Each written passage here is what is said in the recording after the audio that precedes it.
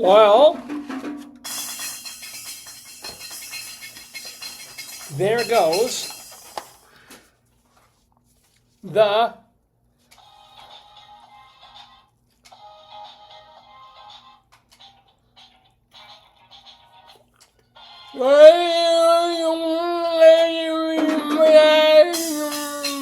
Daverhood. Good morning, everybody, and welcome to... You gotta try the chocolate one, too. Well, it's pristine. It's beautiful. Look at this. You have a separate fork, honey. And you have coffee if you need it. Oh, I have coffee, too. Look. So explain why am I gorging on this beginning of our 1045th episode of the Dave's Gone By Facebook podcast, your program, your stream. Why?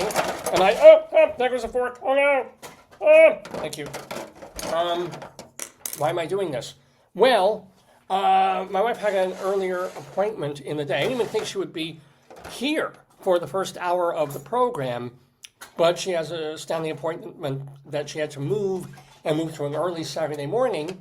And while she's there, because I drove her at 7 a.m. Yeah, we got up at 6, and I felt bad, but yeah. So, as my reward, she buys me not one beautiful, gorgeous key lime pie, or key lime torte. Well, because you said you had a pecan pie from Mom's, so I didn't want to get you a pie. Like if you had cherry pie, all fruit pies, and I said apple turnover. I said no because you just had the pecan pie. But I know you like key lime. I know you like Oh, it's all good. No, but I know that's one of your faves. No. Key lime is one of my faves. Pecan. Chocolate mousse is one of my favorite. I love pecan. I got you this instead of the mousse because it had nuts on it. Chocolate mousse just had whipped cream mousse. Yeah. Also, mousse has antlers, which are very effective. So there's also this chocolate torte mousse, which I'm gonna violate now. I'm gonna dip my fork into it. Yeah. You have the other fork. You have 2 forks, one for each. It is a flourless torte, so there's no roses, no daisies. Aww.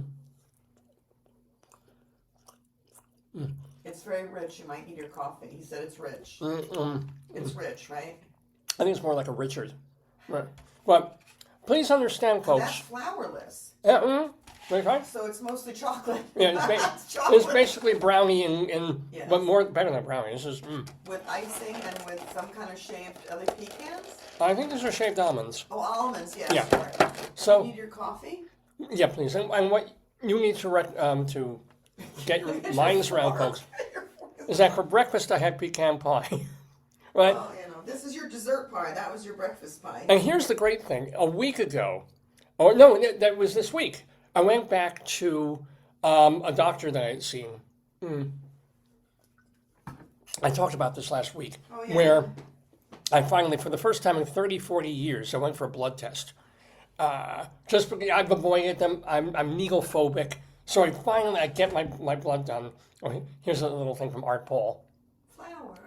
And what does the blood come back? The blood comes back that I'm actually, Halavai, thank God, healthy as a friggin' horse. Yes. My numbers are wonderful, except I've got a little extra, little high on the glucose because I'm an American, and this is what I eat for breakfast. So, but the guy's compliment. He is very reserved. He's like a middle-aged to older Jewish man. He's not going to be jumping over the moon or complimenting me or saying how great you're doing. He's just like, all right, now that you've hit this, exercise a little more. You like to go swim. Like that. The man is Ivy League raised. He's an Ivy League educated. Cornell, I know. You know, I mean, come on. He's big Ivy. He did not. He was just lovely. Yeah, but he's mellow. He's you don't want a cardiologist that's bouncing off the roof. People have heart conditions. You don't want someone going, "How are you doing?" It might put someone over the edge. True. You have to be serene because you're dealing with people that might have. And if he'd been really complimentary and saying how wonderful, even in a mellow way, that puts even more pressure on me to say, "Oh, great, I'm doing so well. I can't keep this shit up." Yeah, because I lost a couple of pounds. He just said, we'll take a walk, we'll do all this stuff. He's... But here I am, a week later, feeling svelte, feeling fit, great blood, and for breakfast, I've already had pecan pie. Yeah. And well, that's for your show. You're forced to do it for your show. I will work off the calories by doing this, ladies and gentlemen. But oh my God, these are both really, really great. But I wanted to violate them. I waited. I waited a full half hour before going on the air, before dipping my fork. Do you want me to put it back in the bag? Yeah, otherwise I'll just be eating through the whole show. Do you want to keep the key lime pie up? We have one more scooplet. You use the correct fork though. The fork doesn't have chocolate. Oh, yeah, this fork. Yeah. Get the chocolate off. Where's my chocolate fork? That's what we should have in our drawers. We should have meat and milk things for like. Chocolate there's a chocolate fork. There's a lime fork. A whipped cream fork. A whipped cream spoon. But yes, and we need this. Oh wow. A strawberry shortcake fork. Look, it says this week in Baltimore, where we live. It's Screen on Green. They have a community center that's. Where's that? I don't know where this stuff is. I have a picture of a hamburger. All right, I'm there. But these are all the events. It's like. Oh, burgers, bourbon, and brews, that's why. Is that at the fairgrounds, or where's that? No, it's very far away. It's all throughout the county. They have herbivores, but that's in a nature center I've never heard of. They have slithering summer, that's probably reptiles. Yeah. Feeding lunch to our feathered friends. Farmer kids. Old-time jam session. These are so far away. Oh, I like old time jam. Actually, jam is not one. The same nature center has herbivores, and they have carnivores. Insect sing-along. Well, carnivores are people I'd like to meet. Insect sing-along. Oh. And mind your manders, like salamanders. I want to go see that. These are for children, but I don't care. None of this stuff is anywhere near where we are. I don't know. We have places they could do. Well, Maryland is a very big state. Why can't they? Why can't they have a? Well, I would love to. Where is Manders? Literally, where is the Manders thing? No, Manders is a salamanders. Yeah, I know. Where were they doing that? I like salamanders. Oh. What that? Oh, I need to show that. Whatever that is. That's a pumpernickel bagel that somebody made into a human. I don't. Am I on drugs? Why is that? Yeah, that's. This is Stickle Pumpernickel. Is that his name? That's what they wrote. Tell me Stickle what you're doing with all your stickles. I beg your pardon? Oh, yeah. Let me explain. First of all, if you could do me a favor and just take this, so I don't make a horrible mess. Okay. Thank you very much. So I dropped the fork, of course. One thing that I've been and ironically, or no, coincidentally, I do. Okay. My wife collects these little miniature things for like Zuru. I don't know, they're miniatures. They're for things for like doll houses. And one series that they have, and you know what, you've seen these things where they're plastic eggs, like the old legs used to come in, and you pull off the wrap, and you open the egg, and then they're individually. Yeah, here they go. So, it comes in one of these. You open this up. You've got to tap it and kiss it and rub it on your tuchus a couple of times for luck. And then individually wrapped in these things to get whatever it is you're collecting. Foods or dolls or flowers or plants. So they do have one called Masterpieces that has baby, tiny paintings. Like Mona Lisa and Vermeer's Girl with the Pearl Earring. Am I accidentally playing... Oh no, my iTunes isn't going. I don't know. I think it was something on your feed. Your feed people post crazy stuff. So here's that was the painting there.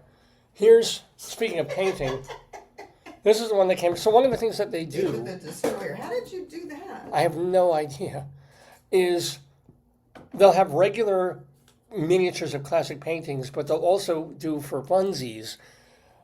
Classic paintings where they doctor them up, like putting a mustache on the Mona Lisa kind of thing. And here, I swear to God, my wife found this morning, a Gauguin, I don't know what the name, it's not the Bathers, what is this? I don't know, it's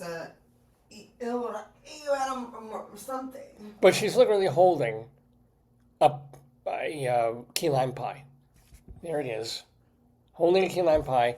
And again, completely unbeknownst to us, so the my wife goes explain. For your thing is pie is good. Pie is good.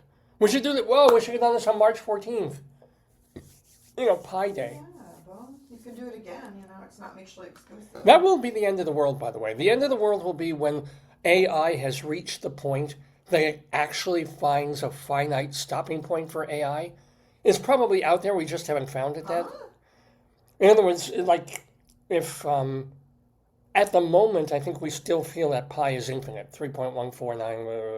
Oh, I thought you meant pie like food pie. Oh, no, well, when pi ends, that is the end of the world for me and Cartman. But I'm guessing there's a finite pi. We just haven't figured out the idea of finite yet. We'll see. There's some computer, some AI will talk to Google, will talk to GPS, will talk to, was it MLLs, LMLs, things like that, and it will figure out, oh, you have to take it to the 800 trillion spot and then divide. But then you actually get a final number with pi, and you can work with it. That's the cure to cancer, is that last little digit of pi. It's like, boom, there it is. Well, maybe. Well, yeah. I mean, it will be on my lifespan, probably your lifespans too. But Okay, you're live. I am live. I'm live on Facebook. I'm Dave Lefkowitz, by the way. That is my darling and adorable wife. You're watching the nonsense every single week that is Dave's Gone By. As I said, we're in our 45th episode of this program that we're calling Strange Brew, because our guest will be Bruno Giraldi, who is an Argentine-born American actor and cabaret singer. He's got a show coming up at Don't Tell Mama this week, so we'll tell you all about it. And Rabbi Sol Solomon will be chatting with Bruno Giraldi later in this very episode. So that's coming up. Also, what do we have coming up? We have our Colorado Limerick of the Damned, where we're going to, I didn't know this existed, Cow Camp, Colorado. What? There is. Yeah, Cow Camp, Colorado. And we'll tell you a bit about it. It's real. And I will make a horrible, disgusting, evil, sick poem about it as well. Speaking of horrible, evil, sick, and disgusting, we will have our recurring segment, My Sick Mind, today, with a bunch of jokes. I should have written them last week. It's a little bit old news-ish. But then again, it's not too soon anymore. Your thing says pie is good. Pie is good, thank you. And I have little pieces of pie to show people. Yeah, but So they know it's not pie. it's pie, that pie, yeah. My Sick Mind, the topic will be Perez Hilton. If you know that Oh my God. the gossip monger turned supposed nice guy has some mental issues. He's got some problems. So you think I do weird things and say strange, eccentric things on this program every week? Perez Hilton went on TikTok with like a scimitar and started cutting himself up live on the thing. He came on already bloodied and just was chopping at himself and essentially having a suicidal, crazy episode. I wonder, like, if they have somebody monitoring or something, because when Ow. Yeah, no, I mean, no, but even like, I remember years ago there was a story that somebody committed murder on one social media platform. Like, how do they monitor that? I think it was Periscope or something like that. How do you monitor it? Well, within half an hour, I think they took it down, but there were complaints. Festival stuff. Um, They know you. So he's apparently doing okay. He's hospitalized. He's not life-threatening injuries, but mentally he's got a long way back. And hey, it's really great. He had surrogate fathered 3 kids. So that's. But they knew there were problems because his family was there. I mean, like they had. So I think this was like, it's an ongoing. They knew. Yeah. So me being me, I look at this terrible, tragic, sad state of affairs, and I think, what are the sickest, worst jokes I can possibly make about this man who's done me no harm? He's done celebrities some level of harm, so it's not like I'm punching down. He punched down plenty of times and punched up, but I don't care either way. I mean, it could be Golda Meir. I still make sick, terrible jokes, and I have a bunch. They're all jokes about Perez Hilton coming up on My Sick Mind on Dave's Gone By. Plus, we will, of course, have Non-Greeley Times, ridiculous, crazy stories in the news, real stories that we will share with you. And if you're good, if you're lucky, we may even do Bunyan Watch. Haven't done that in a while. May I have my phone so I could track my food? Oh, yeah, of course. So, here's your phone. Oh. What else? Well, that's the basic template of the pro. So we've got an interview, we've got a poem. Oh, story time. sorry, forgot about story You time. want- Oh, we got I'm it. gonna take this down. I'm afraid it's gonna fall, David. All right, yeah. So take I it. just don't put it on the floor because if that falls, it's gonna break something. Sure. And no, here's our Oh, story. this- We got this one this week. You That's sure? yeah. You don't want to give a preview? Oh, well, I can give a preview later looks, for story this time. looks like there's even a boxcar sticker. It looks like a cow for Hansel. So we may That at looks like a cow for Hansel. Remember that yeah, show? that's the idea. This is it's sort of written in that we're not doing this one. This is the Boxcar Children. Just that word, boxcar, in a children's Oh, book.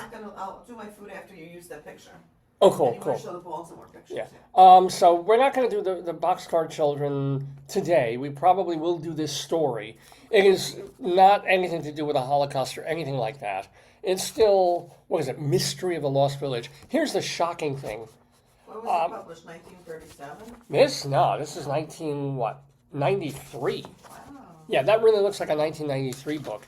But the terrifying part of all this Yeah. is these are previous Boxcar Children mysteries. It's a series of like 50 books. Or maybe it's like Nancy Drew. Exactly, Like the yeah. Nancy Or Drew, something. who are not the the Berenstain Bears. But like the Hardy Boys, like Judy Blume, Right. like that kind of. And if you were growing up, it was remember the All of a Kind family? That was one of these kind of like this. So at some point, That's good if it gets children to read. It's wonderful. Oh, yeah. I mean, I think that's a wonderful. Snooping at the Dig.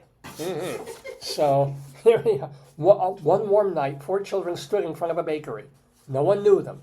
No one knew where they had come from, and they came away with flourless tortes and key lime tortes. So that was good. But today, I do want to do this particular book when we do story time. Yes, ladies and gentlemen, it is the Raggedy Ann book.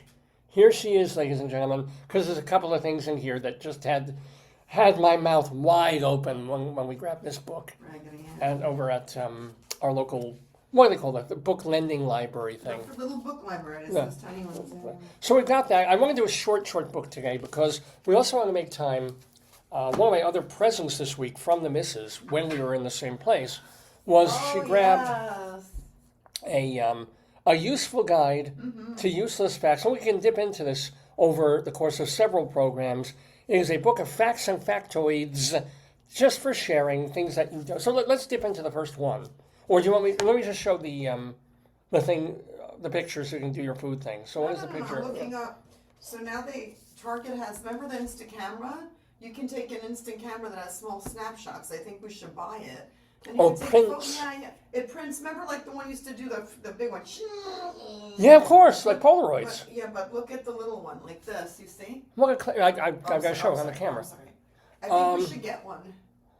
And then, because you could take pictures like we during your show, you could hang. You have that, you know, that light. You have. We bought Oh it, yes, and spring it up. has the little, Yeah, like the little places to clip the. I think that's really, really cool. I did try, and this is Walgreens. This was a couple of weeks ago. Walgreens sent me a lovely little offer. I mean, it sent everyone who is signed into Walgreens.com a lovely offer of a free 8x10 picture, of a free 8x10 print, glossy or matte. I was like, thank you. I'm going to take advantage of this. So I grab a photo that I took of my wife and her friend from a few weeks back and say, oh, yeah, I'm going to use this one. We can frame it. We can look really nice. We can give it to her because she's going through some stuff right now. So I bring it to Walgreens and it's like free. And they want to get you using their thing and seeing their service. So I bring it to them, 24-hour service. I get it back. Like the framing of the thing, the heads are half cut off. It's not like the heads were even at the top of the JPEG. There was literally plenty of room. The camera's about $100. And then Oh, you it's buy the $100. film. But who cares? I mean, that's a good. Yeah. Because you don't have, it develops it. And it's reusable, right? And yeah, you get the film. Remember, I used to have a Polaroid Instamatic where you go clink, Yep. and it would spit out the picture. So, yeah, it's a Polaroid. They brought back the idea of a Polaroid, which I think is a great idea because that's one of the sucky things. I mean, yes and no, that we're so used to, oh, here's our photos. Our photos are on the computer. There's no photo albums anymore. That's true. People don't take and develop. Now, granted, you're not wasting half the shots on a roll where somebody's thumb was on the camera, or that's true. you get sunspot or red eye reduction and all that crap. You take a decent picture and there it is. But we don't have pictures made anymore. And Walgreens doesn't do a good job of taking a JPEG, unless I guess if I were paying for it, I'd go back and complain. I'm saying, redo this. But since it was free, I'm not going to bitch. They would do it. They would redo it. Yeah, but they probably just don't know how to use the machinery because people don't do it. yeah. It's like, yeah, if you see a human head and there's this much clearance space above it, why are you cutting the human head just above the eyes? What's wrong with you? So that was a disappointment, but I think it's a cool idea. I like it. I'm going to give it to my friend when I see her. It's not that. It's just a little bit on the top. It's perfectly fine. It's not. No one's head's chopped off. Yeah, it starts well below the hairline. Oh, wow. Otherwise, I would say we'll frame it. Yeah, but maybe it's relevant based on the hair stuff. It might be a... Now, what this would be an improvement over the Polaroid if it's digital and you physically see the picture before you print it. There's one that has a digital component, so we should look into it. Because that would work. If instead of wasting and printing out a photo that doesn't come out well, if you literally see the taken picture and you press a button. I think we could figure that out. I think that is a cool thing. You'd have to just figure it out. I don't know why the cameras have to be $100, but they don't have to be. It's just that's the one. There's probably hundreds of them. Or they'll come down in price over the next 2 to 3 years if it catches on. Susan Boutros said weird, but I don't know. Who's Susan? Weird. I am weird, Susan. And what was the weird part? Was it me opening the show by eating food? 7 minutes ago. Oh, so this is post-cake. Were we talking about the photos already? Were we talking about Raggedy Ann? Was it talking about Bruno Giraldi guesting on the show? I don't know. The photograph of the women eating pie? And not hair pie. We're talking about key lime pie here. And what else? What else were we discussing? I gave it a laugh. I don't know. Huh. Well, anyway, this show is defiantly, dependably weird. That is the point. I am nuts. I just ate nuts. I am nuts. But that's the, excuse me, the joy. You have your coffee? Of doing Dave's Gone By. Yeah, I just swallowed wrong, yeah. You won't go here for lunch, but you might want to... Where will I go for lunch? I want to go to for lunch. Oh, yes. So, and the one thing I do want to talk about is the idea of a soft opening. And oh, God, I love a soft opening. And I've talked about this. There's a local strip mall that we go to all the time. That's about 1.5 miles away from where we live. And in this one, we go there like 5 times a week because our main grocery is there. It's called Mom's Organic Market. It's got produce. It's got all the stuff. Also, there's a Starbucks there, so my wife gets her tea fix. There's a Michael's there, so we always just bug around looking for cool, crazy stuff to put up for the show. So it's a nice little store that is actually going to improve markedly in the next couple of months because they're putting up a Barnes and Noble. Yes. So that's a nice addition. Amazing, right? So when we go there all the time, and I swear to freaking God, for about the last 1.5 years or 2 years, they've been promising and working on, and for many months not working on. Look at this poor man. It's his birthday. Look at the tiny cake they gave him. Oh, but it's. He's eating this little bowl of So they've been promising, and you can literally look in the window, and for months it looked like nothing was going on. A brand new sushi restaurant featuring all-you-can-eat sushi, as well as, I think, a regular kind of menu. And I love sushi, and I'm waiting for this. And I'm wondering, because, really close sushi place. There's one place that's a little closer, but I'm not that fond of it. And then there was a really good place that's about 5 miles away that was offering half-price sushi rolls for weeks on end. And then they basically stopped most of the rolls at half price and just went to regular prices. I'm like, not unfair, but I'm like, I'm not going to get this now. It was $8, now it's $17. No, thank you. So I've been jonesing for it. but weeks on end, just this empty store with a sign, all you can eat sushi. It was depressing. But you know the weirdest part also, the pizza place, they open very close to each other. Right. Why? Next, a few doors down, Yeah. next to a children's haircut place that has, and I do love this, they have a bench outside the children's haircut place with a big foam rubber or Stuffed animal. stuffed shark. You love him. A smiling stuffed shark. He's adorable. So I always love passing him when we go to Starbucks. So, but near that is this Italian place with pizza and your basic hole-in-the-wall, Itai pizza calzone. And they've been promising that one for months. Yes. And I figured both of them are like, what the hell? They don't need a liquor. What is it? What's the problem? And then suddenly, within a week of each other, both of them, lights on, doors open, people, food, including the sushi restaurant has a big sign, soft opening. And I've already made my soft opening joke. But what the hell is that? It's like they're not inviting critics. I guess it's previews. I guess they're not. I think it means the full menu's not there. Like, Oh. I think the soft opening means they're not fully they were still hiring staff. Like, I Yeah, think that's it true. means. Let me look up. What's the difference between a grand opening and a soft opening of a restaurant? I should have looked this up. Oh, here you go. Sorry. Oh, yeah. It's a quiet, limited test run. Well, meant for friends, family, or invited guests to fix mistakes and train staff. Ah. Grand though is a high-energy public launch designed to market and the restaurant and draw maximum crowds. So they're just like they're testing the menu. They're skulking in, They're yeah. testing how they serve. Fair enough. They still when it opened, they still were hiring for a chef.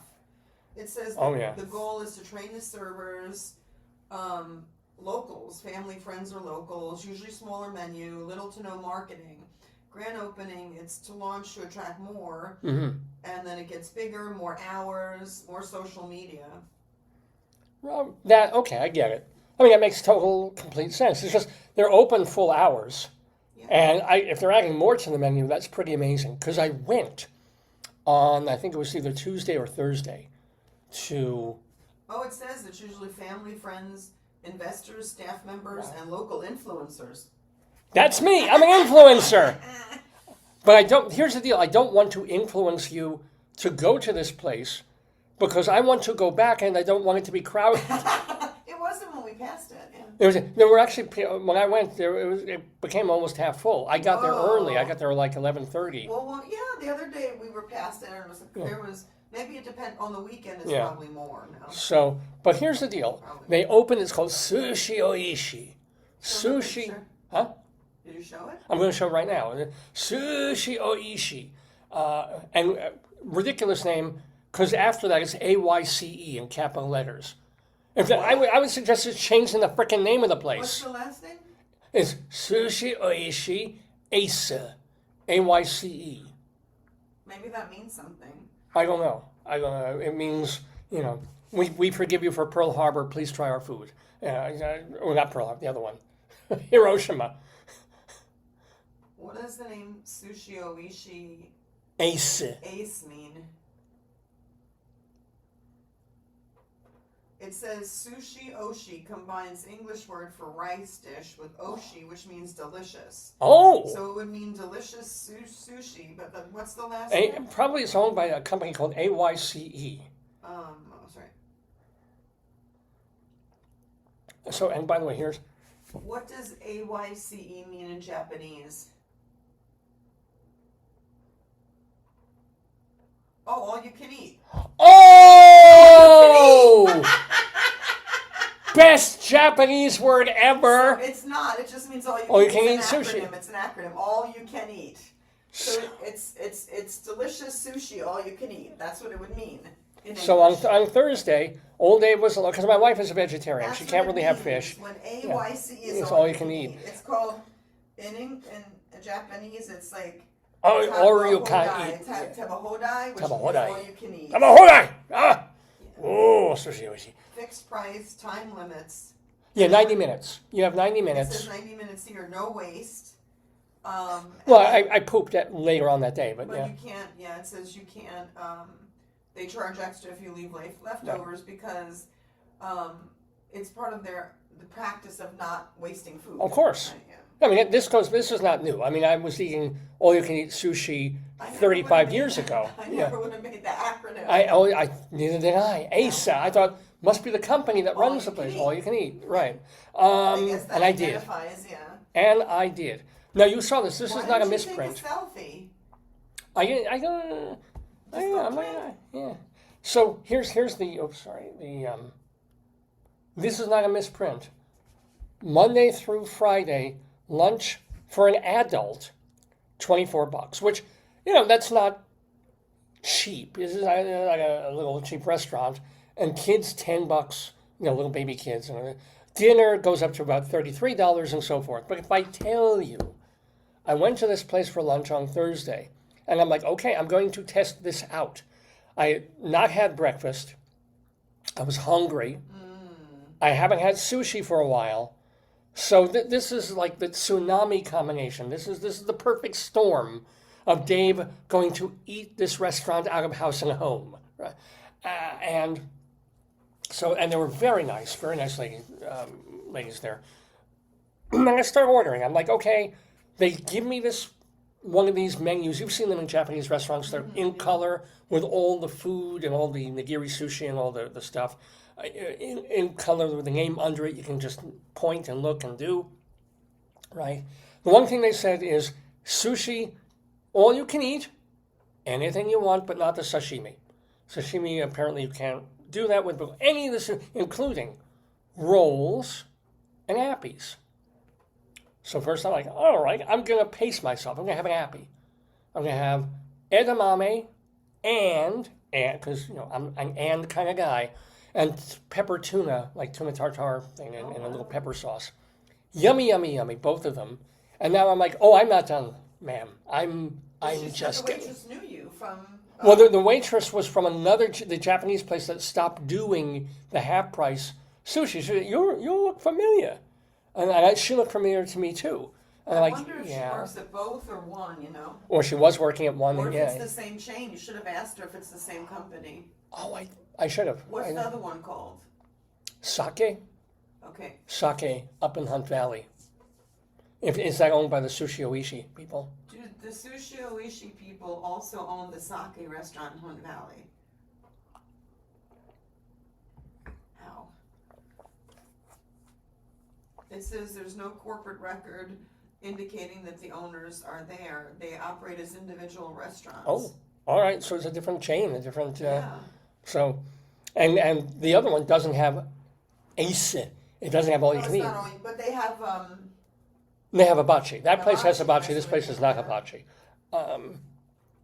So, I'm through pacing myself because the appetizers were very good. Oh, look what it says. What? Hi, that's in a group. Hi, Oshi was purchased and now operates the sake. I guess that might have been Oshi. And that was that other restaurant that's now sake might have been the Oshi. Might have been Oshi, yeah. Because now it says under new management, some of the Oshi staff now work at sake. So I wonder if it flipped. Wow. If the steak, the hibachi place, mm-hmm. the hibachi place might have been the Oshi one. Back Some of the Oshi now help at sake, so you can expect the same people. So maybe what happened was it used to be there and it moved here. Maybe. And then they got sold to the sake people. And you know what they said when they did it? Sake to me. Thank you very much. Get it? That's it. Well, I'm not going to whine about it. That's a little sake joke. Okay, so now I'm looking at the nigiri menu. I'm like, this. And again, if you can't order 50 things, eat 20 of them and leave them over. That's the one thing all you can eat. If you don't eat it, they're going to charge you extra. But so you pace it, you order a bit, and then if you're still hungry, you keep ordering. It's a lovely system. So I ordered about 8 pieces of nigiri sushi, including white tuna and regular tuna and salmon and mackerel. I don't think they had yellowtail. which is my You favorite. said a lot, some tuna. They definitely had tuna. They had a squid. They had Eel. eel. They had eel roll. So not eel roll, just eel sushi, which you don't get that often. Eel nigiri, and most of them, pretty much all of them, were melting in your mouth. They're small, but it's not like places where they give you a tiny little sliver of fish Well, don't and forget a giant it's chunk still of the rice. opening. It's the opening. Yeah, so. You know. So I ordered like these 8 pieces, and they go down in a flash, because I am a bottomless pit. And now I'm like, I'm gonna what babe? And now I'm gonna try. There's a flea market, Saturday, August 15th, 9 to 4. To 4. Where? Oh no, that's another county. Sorry. Oh. Why do they put it here? Well, it's driving distance. So now I'm like, I'm in it. Now I'm in gorge mode, right? Now I'm in Joey Chestnut, like, give me fish. So I order one of their actual What do you roll. drink? Tea, or what do they give you? You got water. I didn't order a beverage. So now I'm like, okay. I order the oishi roll, which is very good. Not my favorite roll, but it was very, very good. And then some other piece of and another appetizer. I want to try their dumplings, their gyoza, their fried dumpling. Again, everything is really yummy. And they're keeping it coming. And I'm also, being a Jew, I'm tallying in my head, okay, I'm paying $24 for this, plus tip, plus tax. It's going to be about $30, all told. I've already eaten, in typical Japanese restaurant terms, I have run the bank on this place. But didn't you say you had an appetizer? That's why I think they're experimenting with the menu. Because you got an appetizer and dessert. I got 3 appetizers. I got appetizers? the edamame. Yeah. I got the tuna pepper steak. No, not I pepper thought steak. that was a main meal. No, that was an appy. Okay. And then I got another appy of the gyoza. Oh, I forgot you had it. Okay. And then what did you get? You had dessert. Well, that was the thing. So I'm like, I say, okay, I'm almost full, ma'am. Let me have 4 more pieces because I wanted to try more nigiri sushi. Let me try the eel. Let me try the squid. Let me try this. And again, just delish. And I'm saying if I do that, that'll kind of do me. Yeah. And the waitress tells me, Does she know? she's like, no, flip over the menu. You also, if you want, there's dessert. Well, dessert. They're practicing. They're learning how to serve at the place. Yes, they are. Yes. What were the choices? So there are 3 choices for dessert on the menu, and the menu is a scoop of ice cream like vanilla chocolate or strawberry, fried Oreo cookie, Wow. or a fried cheesecake. And I'm like, no matter how full I But was, you love Oreos. I'm so surprised you didn't do because Oreos. I wanted to try something a little more Lighter? unusual. Yeah. Oh, okay. And they had, so I was like, as full as I am, as close as I am to being Mr. Creosote and throwing up on your face, I'm going to have the wafer-free mint equivalent of your. I'm not going to have your ice cream, but I will try your fried cheesecake, which was a surprisingly generous slice of cheesecake, which was fried, so it had the delicious crusty dough. It's a little weird thing to do because half of the cake was melted and the other half was frozen. Well, So it's not a perfect. They have to keep it frozen because if you put lukewarm cheesecake, it'll dissolve. Yeah, so it's right. probably frozen when they fry. So it's very sweet and tasty, but it's kind of. It doesn't quite work, but it's still You delish. should give them feedback because just because they're perfecting their menu, they might want. Yeah. I'm surprised they didn't give you like a survey or some kind of. Oh, interesting. They should do that. Say like what and then they could get a Fill out sense a- of yeah. people who would go there frequently, what they would like. Oh, I will. Yeah. Here's the deal. I don't know, and I hope they're not watching this. I hope nobody's watching this because, I don't want the place to be so ridiculously crowded, and also that I will be totally honest. Considering the price of restaurants nowadays Yes. and what restaurants charge, and Japanese fucking restaurants charge like $4 for one nigiri sushi, that these guys fed me, and I'm not a big guy. I mean, I ate a lot, but I'm not a 300-pound monster walking into the place. Considering how much I ate, I have to wonder if $24 for an all-you-can-eat, legit Well, lunch. sushi restaurant lunch is going to be if their margin is okay. Well, they might raise the price once they have. That's what I'm worried about. Yeah, that's why I would go as much as you can now, so you get what you get. Because I know in like a couple of months it will be lunch for an adult will be $35. Dinner will be $50. They also may change the menu based on their experience. So if you like the menu, go back. Yeah. See, the Indian places can do it. The Indian charges like $22, but it's a buffet. So it's all you can eat, but they make a certain number of dishes and boom, boom, and it's all out there and everybody eats from the same trough. I'm sure that the price of sushi, I can't speak, sushi grade fish is very expensive. Oh, yeah. Although it has to be whatever, right? Although let's face it, the Japanese restaurants have been getting away with murder for years. It's a it's a sliver. Don't look at me, I'm gonna. You okay? Oh yeah. They give you even the generous ones. There's a slice of freaking fish on a thing of rice with a little seaweed.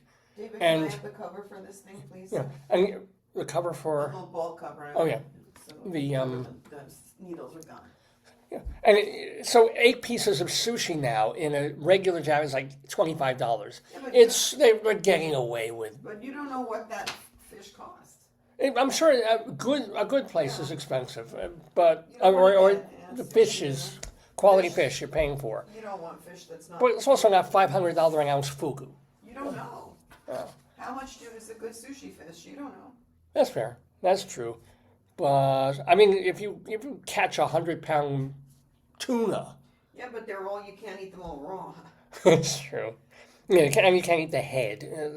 So I don't know. I think probably there'll be a point where they'll figure out what they can charge people, and it's worth it for them. Yeah. Right now, it's extraordinarily worth it for any diner walking in there for lunch or even dinner, because dinner's like 30 something bucks a person, all you can friggin' eat. And I don't think I could have eaten more. Within 90 minutes, right? So within that, yeah. So, which, if you're a single solo person, that's a lot. If you're a group, it takes time. You're eating, you're talking, you're drinking, I wonder what dinner's like, though. Maybe what the difference is. You have to compare. That I don't know what else they would add. Maybe cooked food. Right. That's right. The one thing they didn't have on the menu, it was on the menu, but they weren't. They didn't have. They had short ribs, and we love ribs, but they didn't. Yeah, that's true. That was. I asked them, "There's short ribs?" Yes, and I'm like, sorry, no. But that was the sole disappointment, and they didn't have sole on the menu. It was other kinds of fish.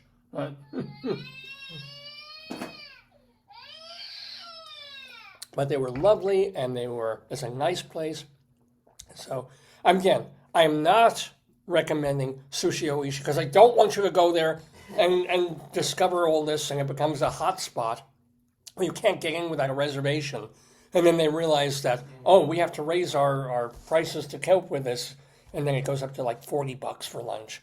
But where it is right now, and it was a very good week for Dave because the local Greek place still has its $7 gyro, which I can mention since we have Greg Giraldi later on in this program. And so, and it kills me because, my God, I remember from 20, 25, 30 years ago, you would go to a cart on the street in Manhattan and get a delicious, the gyro. It's the Greek meat with the onion and the tahini sauce, the tzatziki sauce, and the tomato in there. Lovely, right? And for $5, the guy would hand you lunch in a wrapper, and you sit wherever it is and eat it. Now it's an incredible deal when a restaurant gives you a gyro for $7. Wow. Times change. Everything changes. No, but you said that's very full with the hero meat. Oh, they do not skimp on the meat, and I like my meat. So if Mission Barbecue goes back and gets a black plate special of steak, boy, oh boy, yeah. I will be happier than I've been ever. Except maybe when I was planning to do my show off of Broadway, or when I first started doing this program on WGBB, or on our wedding week or something. And Dave will be like, let's see, gyro on Wednesday, sushi on Thursday, black No, plate you didn't special try on the pizza. weekend. You didn't try the pizza place too. Well, I want to try the pizza place, but that won't be, pizza we can get. You Pizza, want to add them into your rotation? I will add, yes. Okay. Yeah. Or no, or one of the Indian buffets. Yeah. Then Dave will go back to, and then in another half year, I'll go back to my cardiologist and I'll go to my GP, whoever he is. I'm going to find out next month. And he'll be like, well, Dave, since we last saw you and we did your blood work, you seem to have put on 15 pounds. How did that happen? I'm like, I don't know. Yeah, but sushi's the raw fish is good. Sushi's healthy, and a gyro once a week. If you take away the pita, it's just meat and some veggies thrown in with a little sauce. Pizza, not so much. Indian food, not so much, salty and stuff. And then, remember, this and pecan pie were my breakfast today. So if you suddenly, week by week, see old Dave getting porking up a bit, and then they'll run my blood numbers, and they'll be like, remember your glucose was 101 and 99 was like the high normal? Like your blood is sushi mixed with pizza, mixed with gyro. Yeah, your blood is basically now maple syrup. Essentially, that's all it is. But for now, I'm going to friggin' enjoy myself. I'm gonna, I love my food. I'm a bit of a foodie, so I'm going to indulge. And I appreciate restaurants that... McNally turned 80. Yeah. I give him a thumbs up. Guy who was my theater teacher where we used to educate people. Guy named Tom McNally. Really cool dude. And his daughter was really great too. She teaches there as well. So that's my food story of the week. Happy. It is rare to see me happy and not complaining. But look at the smile. Look at this smile thinking of sushi. Just hold one of your cakes. Your I'll hold security cakes. I'll keep you right. I should keep this handy just to, like, line us in his blanket. Well, you have the fork with chocolate on it, too. Yeah. Good. So, what else? What else to talk about this fine week? Everybody has done this. Everybody has done this more than once. And both I and my wife did it, my wife and I did it this week. What? We're coming out of the local library where we like to go. We can take out books and play DVDs and audiobooks and stuff. And we're coming, and we're just talking and thinking, and I'm a little tired. I'm waiting for my afternoon nap, and you got work to do and stuff. So we're coming out and go to the car. Go to the Subaru. Dark Subaru in the parking lot where we parked only 10 minutes earlier, I might add. I just did add. And I go to the trunk of our car, and I'm like, give me my phone. I'm going to do something. I'll show you the other picture for you. oh, thank you, yeah. It's not a picture of that, but... Oh, yeah. So I'm... We saw it when you were getting your sushi. And I'm like, what the...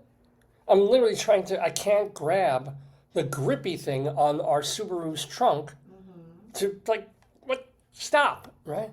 And then my wife, she's about to go into the passenger. I'm the driver. She's the passenger. She is going into the passenger seat of our car. And she suddenly sees in the driver's seat... Well, this is related. There's a woman... A blonde lady, yeah. Going like, don't hurt me. No, she's like, wrong car. She said wrong car. Right, and I look at you, you look at me, I'm suddenly seeing someone in the car waving. I take one step back, and I realize, oh, this is a dark-colored Subaru. It just happens to be the same exact Subaru, and we have a conservation license plate, so did she. Yeah. The only difference was ours has a breast cancer cover, the pink. She didn't have that, and she didn't have the air tag. And also, quite honestly, her car was a slightly different color. Oh, really? Yeah, it's either darker or lighter gray. If I had taken half a second to really look at the car, you would have seen. I would have realized, oh, this is not our Impreza. I think it happened. Well, not Impreza. What do we have now? We have a Crosstrek. Yeah. Remember the one time you got in the wrong car? You told me. Oh, that happened one time. What was it? Tell me. This is why you should lock your cars, folks. This is back when we were driving, I think, our because that's the only 2 cars we've ever had. Yeah. Driving our Impreza back in Colorado. Yeah. And I go out from somewhere, coming back from school or coming back from shopping, whatever the hell I'm doing. I go to the parking lot. Again, my head's somewhere else, or I'm tired, or whatever it is. I open the door. I sit down. Yeah. I'm like, what food? Why is there food here? There, literally like a drink in the drinky cup, and then all sorts of stuff on the dashboard. And literally, like, my heart started pounding. I'm like, fuck, I'm in the wrong car. And because the car was open. And this, I think our old Subaru had a key. Well, it did have a fob. No, it had a fob. It had a fob. Yeah. So I guess I clicked the fob, and the door was open anyway. So the door must have opened, or I opened the door because it was unlocked. And I'm literally sitting in a stranger's car. Yeah. And I'm like, I like run out of there. I mean, nothing happened. No. Nobody was there. Nobody saw me. Nobody cared. But it was kind of like, whoops. Yeah. And this is now. Granted, I guess there are people who go into a car and hotwire it and go, or take the radio. Probably not Subaru drivers. They're looking to.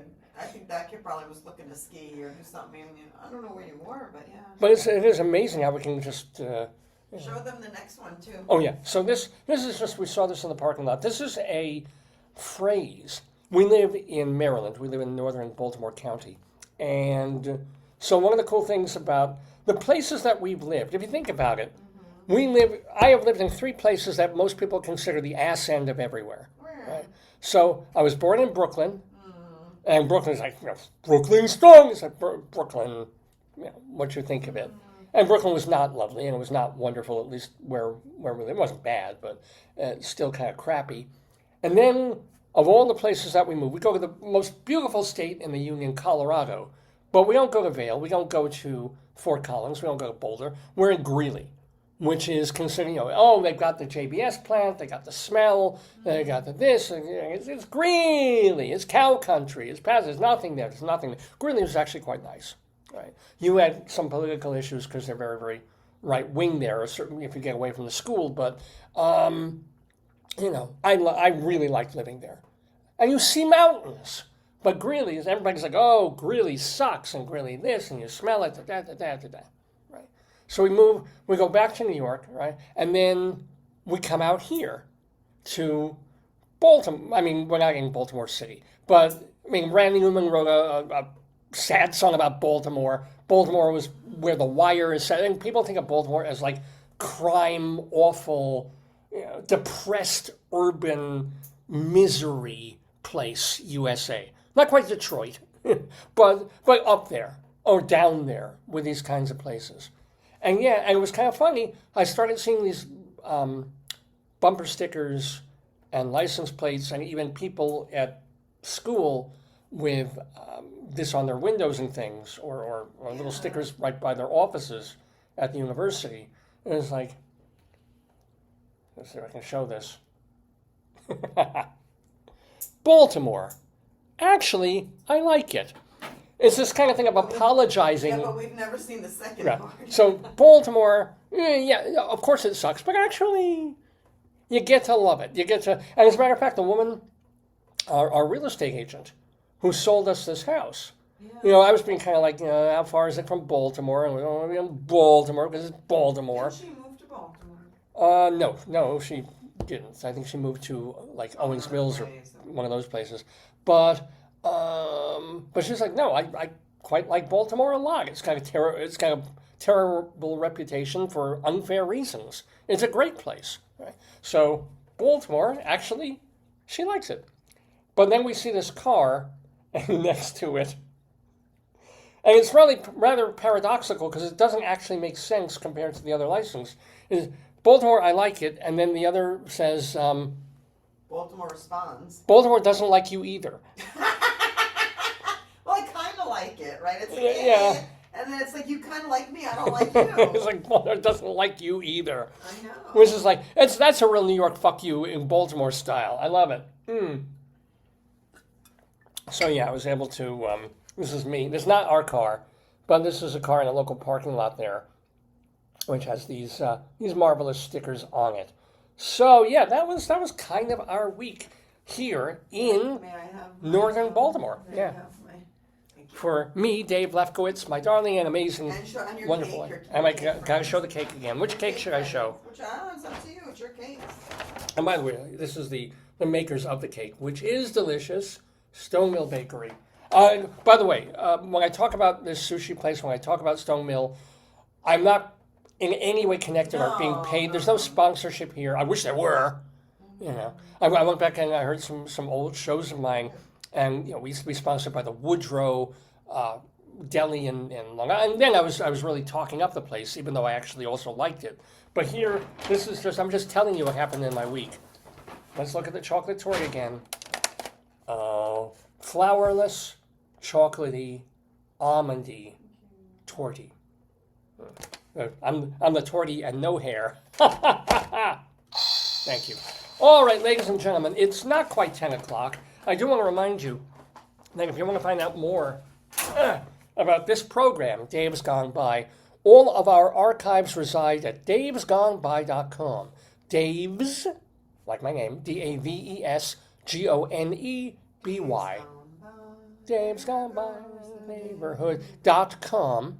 I should get Daverhood.com if nobody's stolen it yet. I should just... And it's probably like a neighborhood, those... Oh, next door There was Daverhood? one comedian who was so funny. He said, I go into like the Ring and these local neighborhood groups and Yeah. I post crazy stuff like, did anyone see the rooster on the roof? And he posts like crazy. He just goes and joins all of the, Oh, this happened this week. what? This really almost crapped my... I didn't really. Almost crapped my pants when this happened. But davesgoneby.com for the archives. Also, our archives are at archive.org. And the audio archives are at castbox.fm. And all of our episodes are on Spotify. Okay. Just look for Dave's Gone By. It's all the same stuff. The main place is davesgoneby.com. Good, got it, good, you got it. Okay.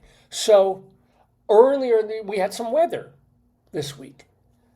And the weather was going to be storms. It's that time of year. It's late, mid to late summer, August. We're in the Northeast, Baltimore, and we're due for big thunderstorms, roll through pretty quick. Nothing horrible, but some quick flash flooding, stuff like that. But every once in a blue moon, this place turns into like Nebraska, and we get a tornado warning. So I'm holding my phone, or I'm sitting at my desk, and the phone goes, because I see the sky is darkening, and there's like a little bit of thunder starting, and the clouds are rolling in. It's not quite raining yet. And then from the phone, it's like, emergency alert, thunder, tornado warning. Not going to be a tornado watch, tornado warning, which is worse. So watch just means keep your eyes peeled. It might be unlikely, but we're watching the skies. UFO people. Warning means there could be forming. Warning means this is really potentially a potential happening kind of thing.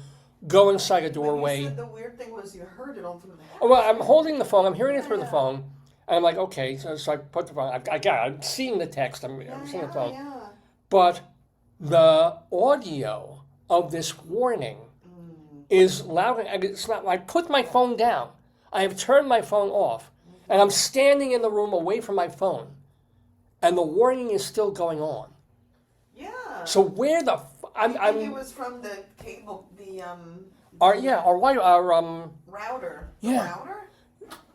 or whatever gives us our internet. Our internet provider, I think Verizon somehow has put a speaker like through our carbon monoxide detectors. I don't know. You would think we're not being watched. We have a smart TV. This TV wasn't on. Yes, okay. If you're in your house and you hear that there's a tornado warning, but it's not from your phone and it's not from your TV, where could it be from?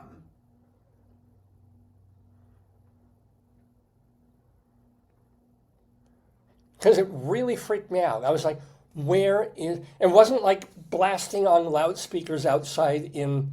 Or maybe it was. But it literally looked like... It sounded like... This is what it says. Yeah, let me see this, I please. don't know I don't know what you heard, so you have to identify which thing.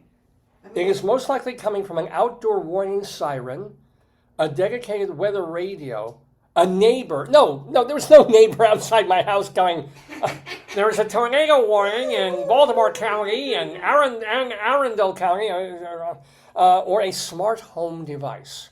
But we don't have an Alexa, do we? No, but we have a smart TV. Oh, I bet you. A smart TV that is off. Yeah, but. And not watching me when I'm walking around the house naked. It doesn't have a camera, though. We think. We assume. And I've got a computer. I don't know. Everything is. It wasn't the computer, though. It's just so weird. Was it Fiddle? No, he's been gone. Our groundhog. We haven't seen him all week. Google Nest can sometimes emit audio announcement. We don't have a Nest, honey. No. So it was just the weirdest friggin' moment. You don't think it was like maybe because we live near a school? I wonder if because we live near a school, maybe the school does it. I get that. Because like. I get that. When we're at school, our school gives announcements, but that's the school. I would think they also get. But it was like the speaker was in, when I say speaker, not the human, it was like the audio speaker was in the room with me, but not coming through the phone. Also, or I should say, also coming through the phone. What room were you in? My office. I wasn't in the living room. I wasn't near either of our, we have one TV. I want to see if it can come from the router, the cable router. Does this happen? Has this happened to you? Or maybe I was just losing my mind and it came through my phone and that was that. Can an emergency tornado warning come through your Wi-Fi router? No. So maybe it's me. It reach you through mobile devices, smart devices. So it's probably the TV. Yeah. You didn't have a radio. No. I'll just say like Samsung TV, right? I have a box of dental floss. Maybe it came through that, like through the wire of the floss connecting to like some metal of dental work I've done. Where it could have been that. Remember your mom when she heard the. Yeah. So yeah. Oh. What? It says a Samsung TV can hear. Well, just read it out loud. What? It says if your Samsung is streaming videos solely over Wi-Fi, it cannot automatically do that. Over-the-air antenna, it can't. Must have been me. Maybe my phone is just has more cojones than I thought. It came from the computer? No, because I walked around the friggin' room. And look, the sound did not change wherever I was. I bet you it came from the school. Let me see. Yeah. Do grammar schools in Maryland have sirens for tornadoes that are external? No. Yeah. And there wasn't a siren. It was just speech. They don't have it. Because then it's going to... What really sucks is if they do this with Amber Alerts, every time there's some missing raped kid, it says 3 o'clock in the morning. They have bells. Like they have internal. That's weird. Are you sure? Now it's making me second guess myself. Were you dreaming? Were you sleeping? No, I was not sleeping. I was in my office. I was holding a phone. I was like, you called me 2 minutes later because you got the alert. I didn't hear it. Of course, how did you saw it on your... at school. We got the police warning that said shelter in place. Yeah. And then they said now everybody needs to vacate, and we all went downstairs. So just I don't know if it happens again. And considering we have about another month and a half left in summer, it very well could. But and thank God we didn't get any tornadoes, or certainly no tornadoes locally that did any kind of damage. So it just damaged old Dave's psyche. From now on, I'm gonna do the tinfoil thing. Yes. I'm wrapping my computer in tinfoil.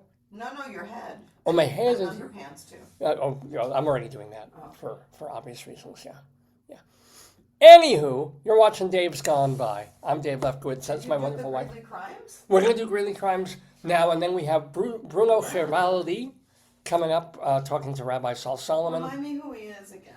Bruno Giraldi is an actor and cabaret singer. He spent his first, 30 years growing up in Argentina, where Buenos Aires? he was an actor. Yes, in Buenos Aires, he was an actor there. In fact, he knew he was mentored somewhat by Nacha Guevara. Oh my God, we know Nacha. And Yeah, then we met what Nacha. about Jorge and Alejandro? Yeah. Yeah. So, and really look for he's got a show coming up at Don't Tell Mama. In fact, it's happening tonight. Don't Tell Mama. Bruno Giraldi's show is called Love or Death. Talk about a happy He's Argentinian. He's Yeah, Argentinian. That's that's true. definitely, you feel it, yeah. Amor or Muerto. But no, it's all in English. It's American songbook kind of things and modern songs and Leonard Cohen things that he's doing, where he's mixing the songs with bits of philosophy from people like Marx and Derrida and whoever, Jean Cocteau. I'm not sure where he's grabbing it from. But so that's kind of this heady mix of song and thought, which sounds really, really interesting. I did say, and I mentioned this last week, when Bruno was messaging me on Facebook about his show, and I thought, hey, let's get this guy on the program. And as I mentioned last week, I almost declined on this one because we're like, okay, here, this is the show, great, here's the Zoom link, and then he gets back to me out of the blue a little while later, and he says, oh, I was looking at some of the show. And he messages me, are you Zionist? Not even are you a Zionist, but are you Zionist? And rather than throw my computer out the window, I hung back. I was like, yes, a proud one. Is that a problem? Or I think it's just a problem. And then he wrote back this long exegesis thing of like, no, some of my best friends are Zionists, some of my best friends are Jewish, and we are on opposite sides. Is that a problem for you? And it is a fucking problem for Lee. Believe me. But I thought, you know what? Rabbi Sol has had conversation and arguments and has been on different sides of things with people. Let's, we'll keep it civil. We'll keep it fun. If it goes towards politics, so it goes. If not, not. But I didn't want to, he was nice about it. So I didn't just want to say, go march with your Queers for Palestine pals or whatever the fuck you're doing. No, please come on the show. Have some fun with Rabbi Sol. If it gets contentious, so be it. If it doesn't, even better, right? But it's the Daverhood. It's open to everyone who doesn't insult me or reject me or etc. and so forth. And it has an open mind. And he does try and keep a somewhat open mind for a small-minded anti-Zionist. So that's coming up pretty shortly on Dave's Gone By. Bruno Giraldi in the Daverhood with the one, the only, the Jewish, and fanatically pro-Israel Rabbi Sol Solomon, who was, by the way, on our very first episode of the program back in 2002, 1,044 shows ago. So yeah, Rabbi Sol goes on and on and on, and so do we. Well, so that's the guest on the show. We also have our Colorado Limerick of the Damned. We're going to Cow Camp, Colorado, and my sick mind, where we will be telling about 15 different one-liner, punchline jokes about Perez Hilton and his tragic home life. So that's where we go in the Daverhood this very week. Oh, yes, and of course, the Raggedy Ann book for StoryTime. But before we get to all of that, me and the missus do a fun thing every week where we look at ridiculous, crazy-ass news stories in the world around us. For a while, for years actually, it was based on a column in the Greeley Tribune about ridiculous things in Greeley, Colorado. Unfortunately, they stopped that column, so we're not doing that anymore. But we still find crazy, stupid, funny news from all over the country, all over the world, and we simply call the segment Non-Greeley Times. Greeley, Colorado! Yeah, it's a place. It smells, but I like its face. All right, I still have to get a new intro for that because it's not Greeley anymore. It's non-Greeley times, ladies and gentlemen. Oh, we have our first phone call. Here it is, ladies and gentlemen. I'm going to get it on the Maraca phone. We're off on the road to Maraca. Here it is. This comes from North Carolina and was reported by People magazine, and then re-reported by Shepherd Express. Here's the actual headline of the story. Quote, "I've fallen and I can't get up." If you're of a certain age, like I am, and you remember TV commercials back in the day, especially during the overnights, you would have this, we'll call her an older adult. Clara Barton. No, Clara. Clara Pella was Where's the Beef? Oh. Where's the beef? No, this is a woman who has apparently fallen down the stairs or taken a terrible tumble. She cannot lift herself up, even with her walker, even with her cane, whatever. Her wig is askew, and it's just the way she said it. You all remember this. It wasn't just that she said, "I've fallen and I can't get up." It's like this like, "I've fallen and I can't get up." this I hope she was compensated. Terrifying, yeah. Well, it became one of the most famous commercial. Yeah, but was she compensated for that? She was probably got a one-time thing, and then Yeah. and not even residuals, because it's not like kept bringing her That's back. what It was the I was saying. same Yeah, commercial. yeah. She probably got a day rate. She probably They made said $50. the guy who did or whoever did the Nike swish, they did that swish. Yeah. Whoever did that, they did it not realizing the scope of it. Yeah. As opposed to, I would say maybe like guests on this program were the improv duo TJ and Dave. And it was TJ Jagodowski and Dave Pasquazi.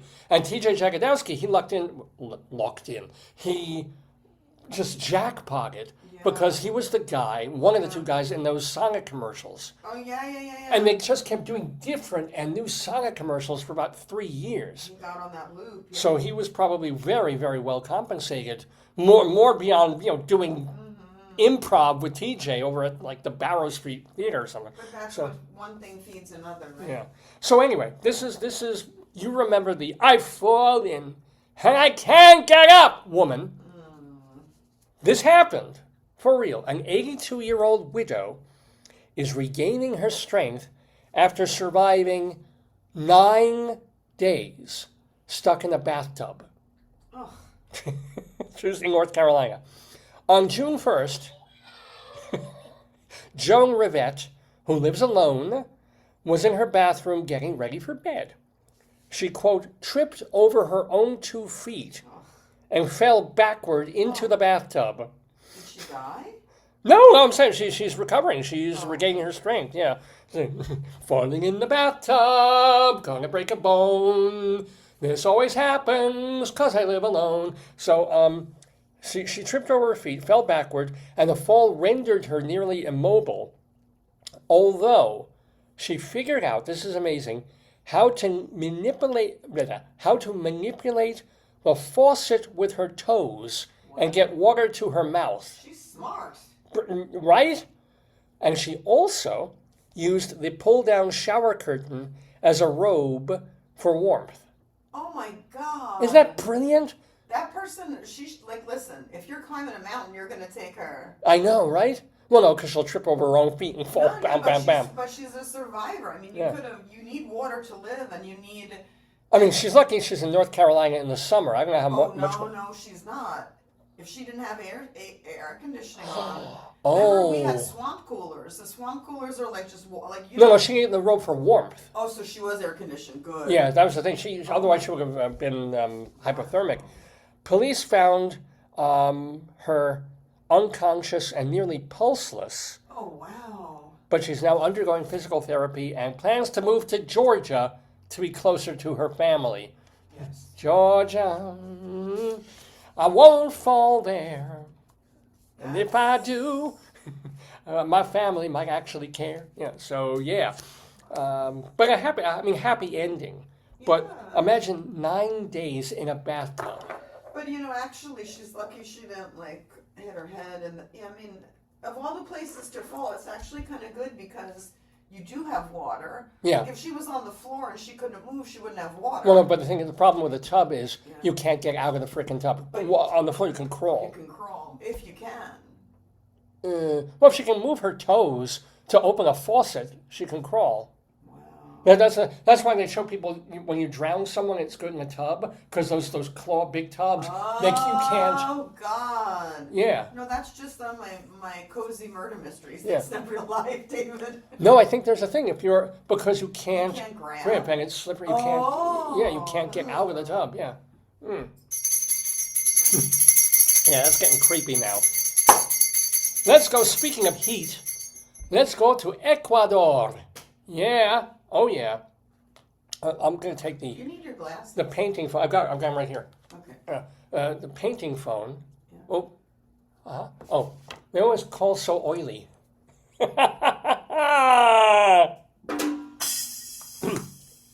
If you are getting married in Ecuador and you can't find a witness, no worries.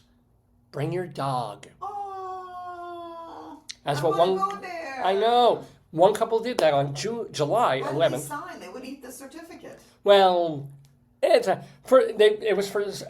was a civil ceremony, Yeah. and their pet Luna Oh. signed the marriage certificate With the paw? with a paw print. Oh. That said, the page was marked symbolic marriage certificate and was just an add-on to the event. Oh. A real certificate was signed by friends, but yeah, it's still cute. I like that. I like that's really nice. Cute. I think that's really cute. Yeah. That's nice. Yeah.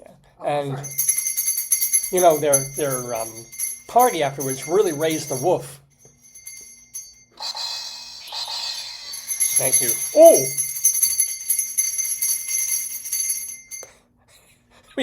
Let me give you the gnome.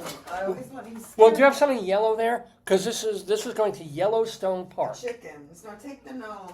Oh, hold on.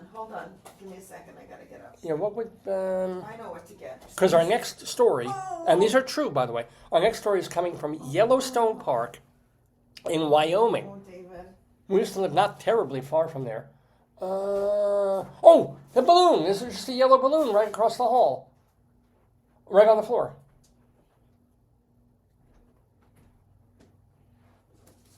Look what we go through for you folks. To look what we do. Look what I make my wife do. She has to bring me the yellow balloon phone just for like a 2-line story here. But Yellowstone Park, Wyoming, Yeah. when bison attack, we all saw this. Oh, that That's was, right, that you can was be. horrible. That wasn't horrible. It's funny as hell. Can you get that up actually? Okay, let's have update on the man who was attacked by the bison in Yellowstone Park. Did you see the video on this, folks? Okay, it says he survived. Yeah. Oh. His 13-year-old grandson are safe. Current status: he spoke from his hospital bed. Oh, yeah. Wow, they're not going to euthanize the bison. Really? I'll give you this. Hold on.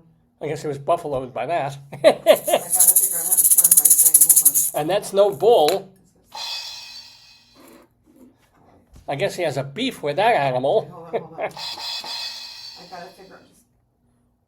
Just take a beat. All right. Have a little sip of my beverage. Take a beat. Well, I would rather have a whole borscht than just a beet, but here we go. Okay. So my wife actually got up on the. If you haven't seen this, it's fantastic. A grandpa was visiting a wildlife park. Don't turn the phone. Too late. Turn it again. Ah. Give it to me, David. Jesus. You know, man who got attacked by the moose in Yellowstone. So a grandfather was visiting a wild. Just putting the flag of my palm. He was visiting this wildlife park with his grandson when a bison got irritated and came after him. And the animal plowed into him and threw him quite literally 8 feet in the air. The man who was at a seemingly safe... This is not like some idiot who went to pet the bull or irritated him or had a red undershirt that he was Now I can't get the right video. Hold on. It'll take me time now. It's worth waiting for, folks. If you've never, or even if you've seen it a couple of times, it's like the Jimothy video. He came down with broken bones but non-life-threatening injuries. Yeah, just putting the flag on my palm. Hold it this way. Okay, now play. Hit this, touch the screen. So here he is. Here's a guy. Whee! Yeah, that's a mad bull. What makes me mad is like his grandson just left him. Like they both ran. Like yeah. It's like this he's 5 years till death anyway. The kids have a long life. 65, he's young. Okay. He's not that young anymore. He's okay, but he's in. But that was not fake. The bison just literally like threw. You saw that. Thank you. That was worth waiting for again. A man thrown in the air by the bison. We're doing, by the way, Non-Greeley Times here on Dave's Gone By. These are crazy, ridiculous news stories from around the world and around the country. For example, our next item comes to us from Kansas. Oh, there it is. Reported by the Shepherd Express. Now, you might have heard of iguanas falling out of trees when it gets cold in Florida. Actually, I've not heard of this, but I can see it happening. Or we were in Aruba and we saw little iguanas everywhere. But they fall out of trees when it gets cold in Florida. But did you know that bats get stuck on the ground when it's too hot in Kansas? They're like the grandma in the bathtub, right? Bats get stressed, they fall, and they can't get up. And because of the intense heat, they can't fly upward.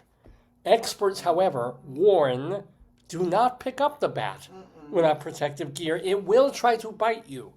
Whoa. Well, remember there was one in our school in Colorado, and they ended up what did they do with closing. it? They closed half the school, and they had to get out of the shed. And everyone went batshit. Oh, remember this? We had this warning. What was that? This was the warning when we were in Rehoboth. Here. Flat palm. What was this? Showing it again, I can't read it. The National Weather Service has issued a severe thunderstorm warning when we were staying in Rehoboth Beach about a month and a half ago. Yeah. So that went on the TV. It was like, That was the cable TV. Yeah. And by the way, if you see a dead bat, it might not actually be dead. A bat can look almost completely dead until you try to move it. I have seen that, especially in Colorado. I would be passing by a thing and say, "Oh my God, it's like a bat just clinging to the sidewalk or a little brick thing right by the sidewalk." And I'm tempted to be like, "Oh, poor bat." It might actually be like, "Nope, it's just simply not moving."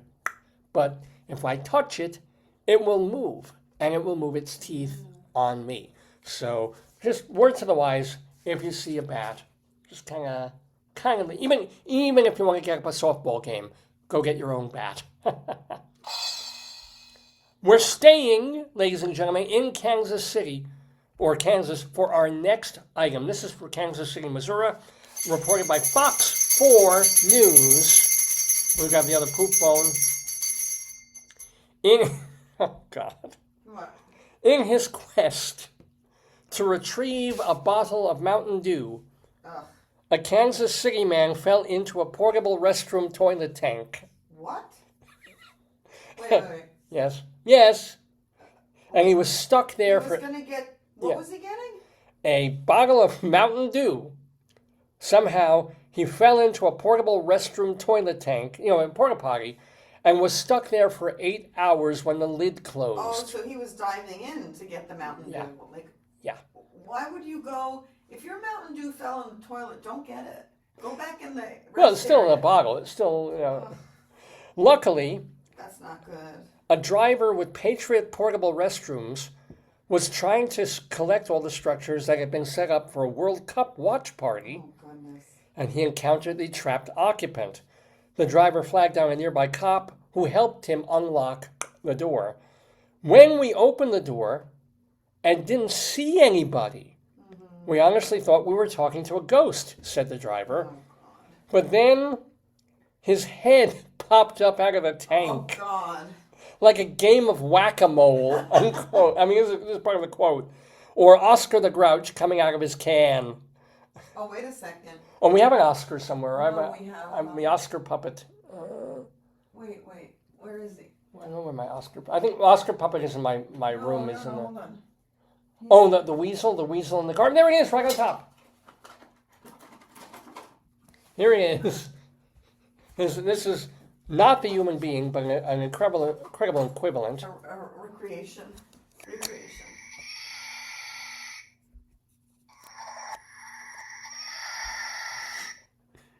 This is the sound the man made when he was stuck. You have an Oscar the Grouch. Do you want it? I'm saying I have it. It's okay. I've got him. I've got this, but I've got him in my closet in my room. That was your spirit animal as a kid, you told me. Oh, I loved him. Right. By the way, the fire department then came and cut the man out of the toilet and blasted him with a fire hose to rinse him off. Well, that's an act of kindness. You know what he was covered with? Mountain doo-doo. Said one company representative, quote, in the portable restroom business, you kind of expect the unexpected. But in 6 years, I never thought I'd find someone alive inside one of our units, unquote. So, yeah, talk about a bucket of the old Mountain Dew. Man.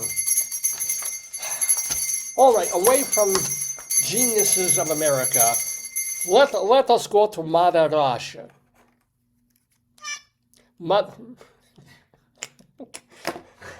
This is reported by Oddity Central. In some parts of Russia, men are busy running personal ads, but they're not looking for love. They're kind of what we're sort of looking for. What are they offering themselves as? Escorts? Not even that. A barbecue companion. Oh, nice. They will come over to enjoy. That. I would totally barbecue, beer, and conversation. Depending on the fee, they might even prepare the grill, cook the meat, set up a tent, and just shoot the breeze. Now, these advertisements are exclusively marketed to other men, and they clearly the ads clearly state, this is not even, forget sex, this is not even to start a friendship. It's just a paid service, so you have someone to hang out with and grill with. I think that's really nice. I'm saying, comrades, if you need Burger Boris, I'm your bro. Yes, I'm down with it. I'm there. Especially if we get one of those smokers that they sometimes raffle off at Mission Barbecue. They've got the egg smoker. I'm down. I'm with it. Oh, I know we're calling this, thank you. I know we're calling this Non-Greeley Times, but guess what? Not sure I did that. Oh, it's the trombone phone. This is from northeastern Colorado. So this is not very far at all from Greeley. Reported by Fox News. Coloradans were met with a startling image last month. A man surfing a moving Union Pacific locomotive. Yikes. Naked. There you go. Daniel Ray Balance, perfect name, right, of Arizona, allegedly broke a window to get in the train. Then he climbed to the top of the train while it was moving. Balance, who kept his balance, faces misdemeanor and felony charges. Wow. Apparently, from people who saw him riding the train, he had a particularly nice caboose.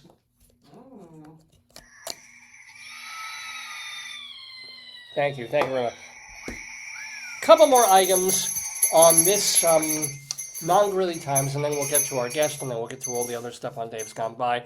Let's go to Wilmington, Illinois. I'm going to get the painting phone again. Oh, sorry. The wrong end of the receiver. That's better. Here's the painting phone.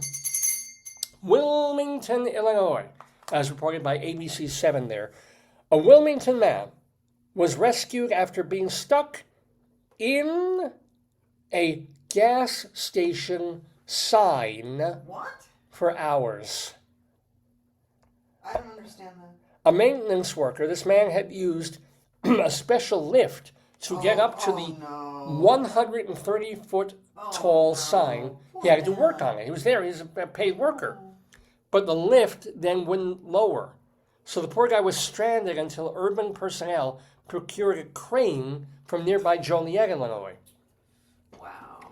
The guy appeared to be in good spirits and refused medical treatment, which, I have to say, is a good sign.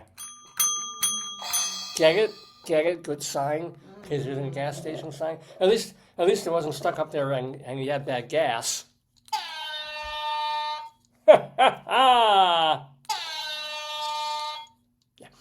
All right, couple more.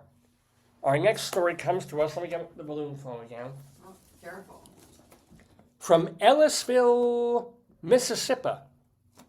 Our next story. Speaking, by the way, of naked folks and vehicles and things like that, authorities in Ellisville are stumped as to why 22-year-old Caitlin Maxwell was driving her 2017 Dodge Challenger while totally unclothed. She was pulled over at a traffic stop for driving erratically. She seemed drunk, and the car reeked of pot. In fact, the cops found firearms and a bag of weed. Where's she at? This is a girl after my own heart. A firearms and a bag of weed, and she's now in jail on a $35,000 bond. Thing is, had she simply worn clothing, I don't think anybody would have noticed. Oh, you think that was what did it? I thought she was driving erratically. Yeah, you're right. They missed that. But why she was naked? Why not? What I want to know is where she kept the weed. Not to mention the firearms. And one last final story this week on Non-Greeley Times, even though we're going back to Colorado. Oh boy. What is that? A small Colorado town plagued by fraud allegations and violent altercations was deemed abandoned last week. You want to talk about ghost towns that we do on Colorado Limerick of the Damned? Yeah. Well, this is Hartman, Colorado. All the elected officials resigned. Wow. After the local water became a health hazard to all the citizens. Hartman is a former statutory town. How many people live there? 30 people. Oh, that's sad. And a little more than a town hall and a post office, but still 30, it's 30 people. The yeah. problem is those people have houses, they have families, they're going to just pick up and move. The town has been without any form of government since January 14th, when the 3 remaining board trustees resigned. That, of course, was the day after a violent brawl broke out among 4 older women following a tense board meeting. Good. Can you imagine, like, the hair pulling, the tugging, the screaming, the scratching? No, but if you don't have good water, maybe, Caesar went mad from lead. Leaching wasn't lead, leaching lead. I wouldn't be surprised. If you're drinking water that has some sort of chemical in there, it's probably affecting your mental health. your health, your mental health. I know when I go swimming, and, I put my head under, even at the Y, I'm tasting my own pee.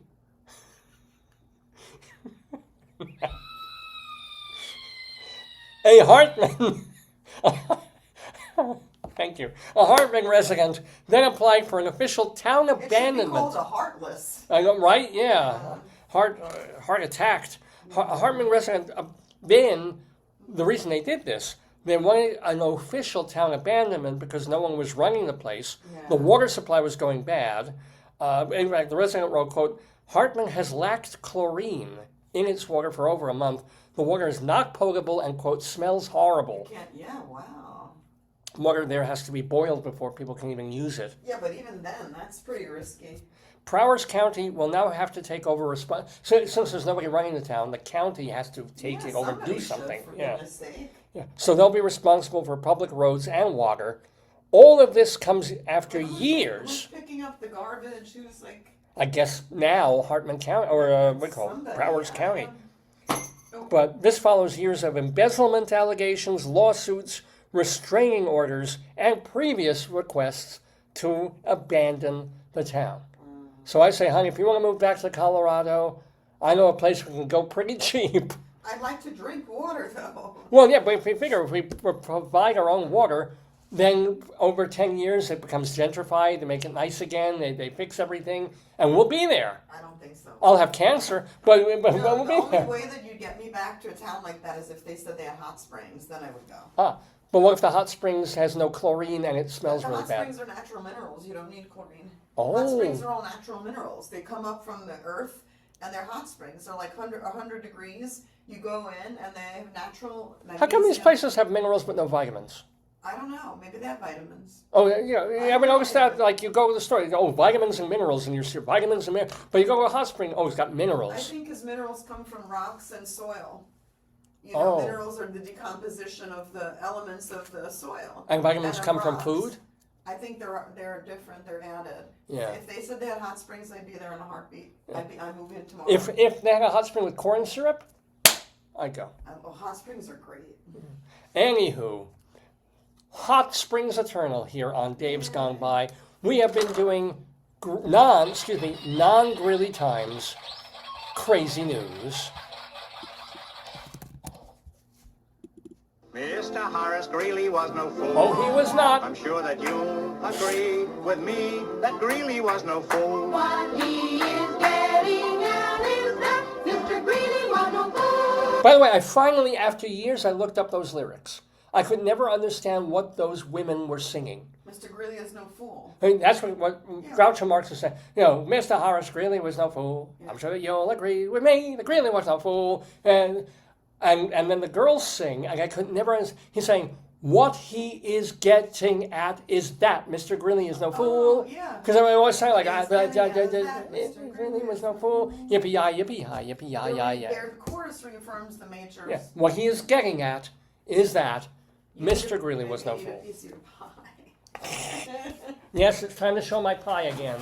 And then have your guest, right? Well, yeah. Well, we have. If you were a good host, you would actually share your pie with the guest, but you can't. No. Okay. It's on Zoom. I can't. Okay, sure. No. Show the picture of the Gauguin with the pie. Oh, the what? The Gauguin painting with the Oh, pie. here it is. Here it is. Wait.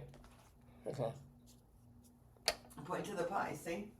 And by the way, on this show, no pie for Israel haters. Would you like a magnifying glass? Oh, yeah. Maybe this would help. Yeah. Let's see. Thank you very much. You could show them the pie on the painting. Yeah. You know, it occurs to me that a circle thing shouldn't be pi r squared, because pies are generally round. It should be pi r rounded, right? Right? Wrong. Okay, let's see if I can make this bigger. I wish I could do this with a real pie. Like just magnify a slice. Yeah, you got it. Oh, here it is. Here. Anywho, sorry. Just reminding you that all our archives are at davesgoneby.com, also at archive.org, also on Spotify, also on castbox.fm if you just want the audio. Plus, we have a YouTube channel and right here on this Facebook page live every Saturday from 9 until noonish or thereabouts Eastern Time. Well,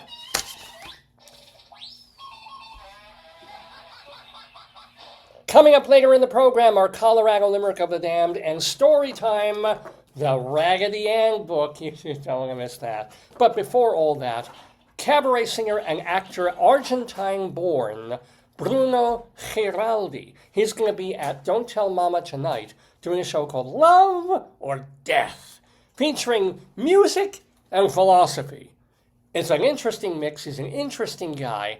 And you're not going to get more interesting than Rabbi Sol Solomon, who's doing the honors of talking to him. So let me just share my screen.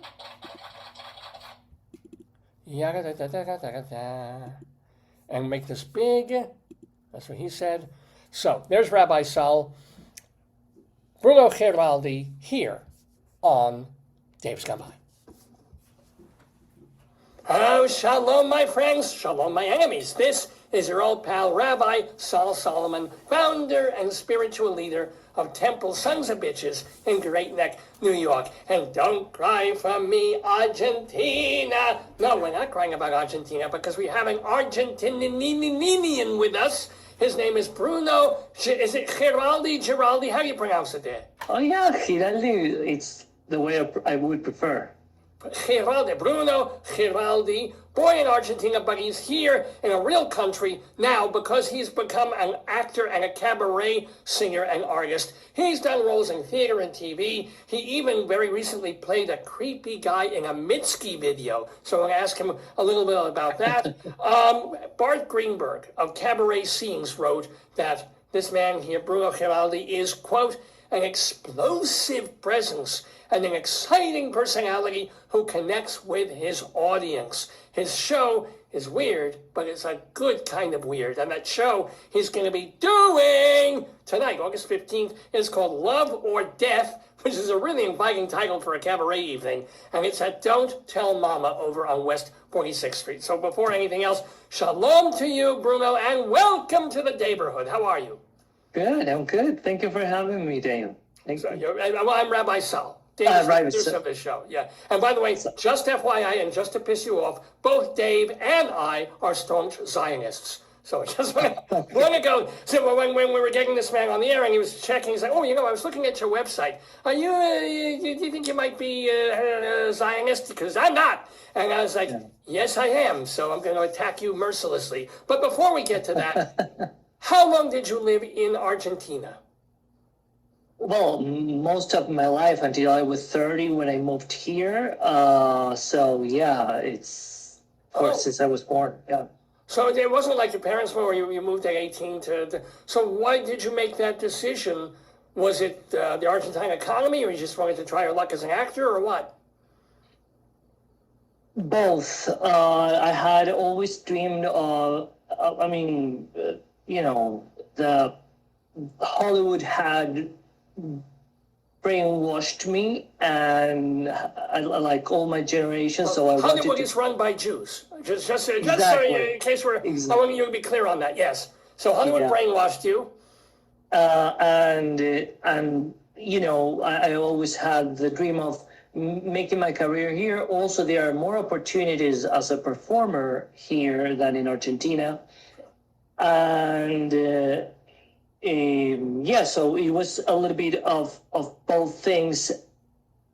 Yeah, mixed. All right. So what were you doing for 30 years in Argentina? Were you acting there, or did you have a day job, or what did you do? I had, in Argentina, I did more stage acting than here.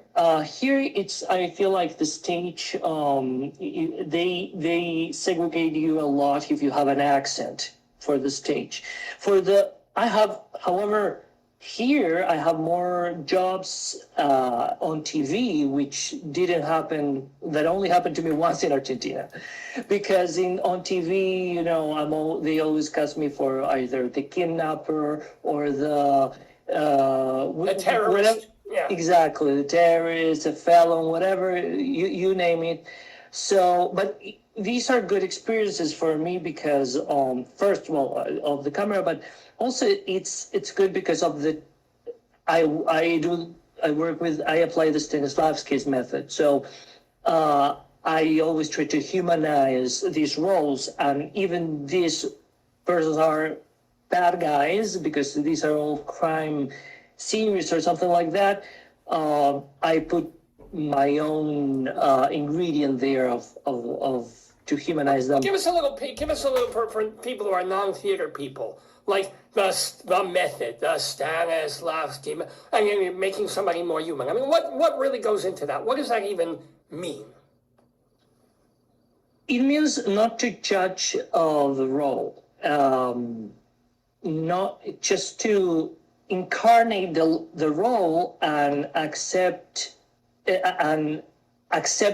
whatever we think that person is in bad or good terms to be ourselves.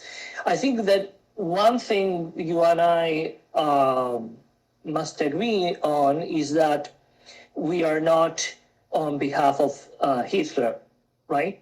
Yeah, no, I'm not a fan. not a good speaker, Exactly. good public speaker, cute mustache. Otherwise, not one of my favorite people. Yeah. But you see, but you could still interpret Hitler on the stage because you already found something that is good about him, a good public speaker. So if you get something like that, is already powerful to humanize a person. I mean, you gave a perfect example, but another example could be, I don't know, like something you make up, such as he was a wonderful uncle with whoever.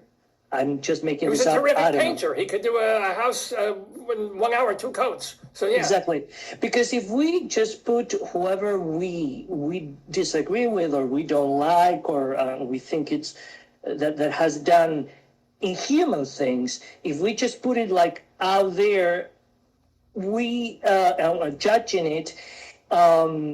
We as humans and as actors, we don't accept that bad thing about ourselves, and it becomes a caricature. What do we do? Right. And no, this is a person who did something terrible that couldn't be. That is. But if you were to that play leaves- Hitler, you have to get inside him and find something to like about him. I mean, like in quotes, but yeah. I mean, I kind of get that. Yeah. Yeah, like he didn't get there in power by himself. He was voted by many people, so many people felt reflected in him. Like feel reflected in Trump, like they feel reflected in Milei in Argentina. That is the current president of Argentina. So this is not. That's what it's the method is. It has to do with dividing the text. I mean, it's a lot of things. It's more complex than this, but dividing the text in beats, and as Marx did, like he divided history in the, help me with this in English, like historical materialism, historic Are you talking about Groucho Marx? Because because his jokes were very significant. Karl Marx. But I'm certainly I'm not I am a Groucho Marxist, not the other kind. I assume you are. I assume you're pretty left-wing-ish. Is one of the reasons you left Argentina because Milei is so right-wing, or this was long before he came in? I left Argentina because, that was the other thing that you asked me and I didn't answer. There was another president who was rightist. His name is Macri, and yes, I left when Macri came to power. That was many years ago. So yeah, Milei wasn't there yet. Well, okay, yeah. Yeah, but the point is that for Stanislavski is to divide the text and to understand that we all have moments, like in history, we can be divided in moments. So to incarnate the role, divided those moments in order to giving them actions. That's basically, and actions, it doesn't mean physical actions, but it could be emotional actions and so back and so forth. But I don't want to get too technical. But this man has studied a lot in places like T. Schreiber, who was on this program many years ago, Stella Adler Studios, HB. So you really went through deep when you came to America to study these things. So is American acting very different from Argentine performance? No. In Argentina, we are like a branch of the United States culturally. So that's why I'm telling you that it was very much. And my teacher, the one who changed my life, his name is Norman Brisky. He's Jewish. He's not but he's not a Zionist. He's also on my side, and he taught me about Stanislavski. And when I came here, I said in all these places where you have this plagiarism. Not T. Schreiber, Mr. Terry was very honest about it. He said, we all do Stanislavski, all the rest are plagiarisms. And I adopted that because there is not Uta Hagen method, there is not Stella Adler or Elise Strasberg method. These are all versions of Stanislavski. Yeah.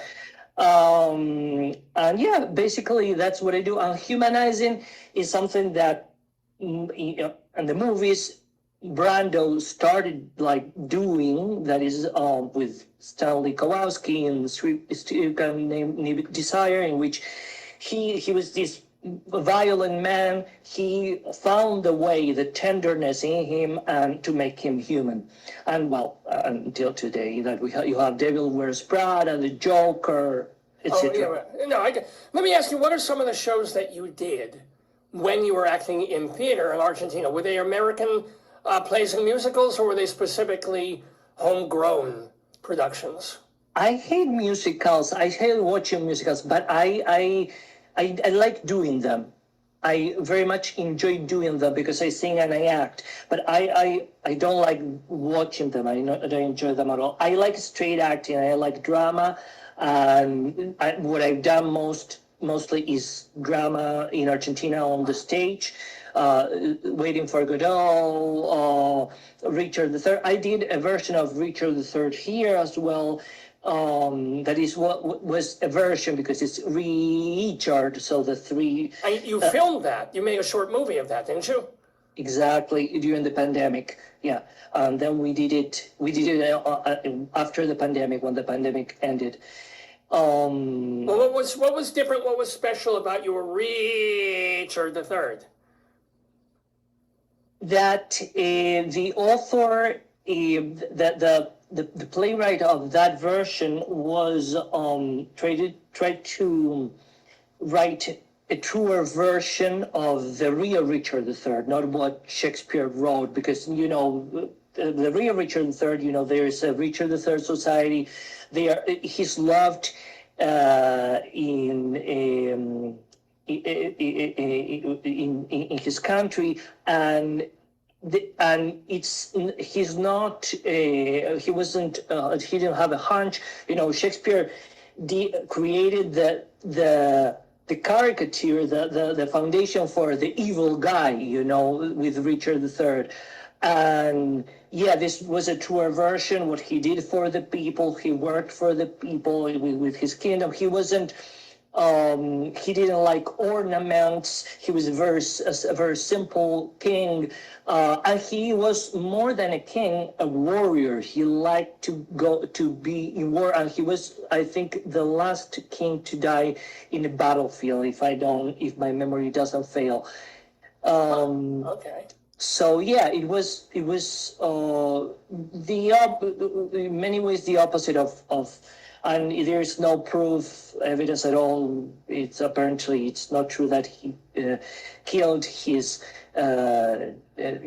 nephews and nieces and things like that. All that didn't happen. So in your version of, your movie is a short movie. Is your Richard III on stage the full Richard, but through a different lens? Is not Shakespeare at all? Yeah. There is some Shakespeare blended there, but I don't know. Now is the winter of our discontent. That opening monologue is there, not in the opening scene, but is twisted with this point of view. Now, speaking of point of view, you're doing a cabaret show that, a lot of cabaret is like Autumn in New York. Yours is like Love or Death. Love, love or death. And apparently you blend not just American song and popular song, but you put like philosophy and Nietzsche, whatever the hell. What is your cabaret show that you're doing this evening, Saturday night? Don't Tell Mama. Because first, the honest answer would be because I am all that. When we were talking about this thing about Zionism and off camera and all that. I told you that, I have friends with who I argue and everything that are Zionists. With one of them, she some of your best friends are Jewish. I get it. Yeah. No, not Jewish. Zionist. She was in. She worked in Richard III, and all these things. I'm not narrow-minded. I don't say because I don't know, a song could be shallow or something like that, I'm not going to do it. No, I also feel like I'm shallow, so I put a song that could be phony or something out there. I feel that I'm everything, all the good things and all the bad things that are in the world. I don't feel like I'm special, or I don't even want to pursue being special. So when I like philosophy, I like reading philosophy a lot. You mentioned Marx. I like Foucault. I like Derrida and all that. But I also like, what I became an actor because of Bette Midler. And exactly. So I love Bette Midler.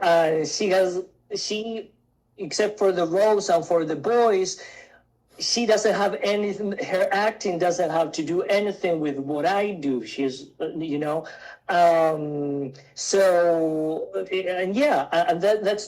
why, I do some. What does Bette Midler have to do with do a song of hers in your cabaret show, or yeah? I do the rose, yes. I do the rose. Got it, okay.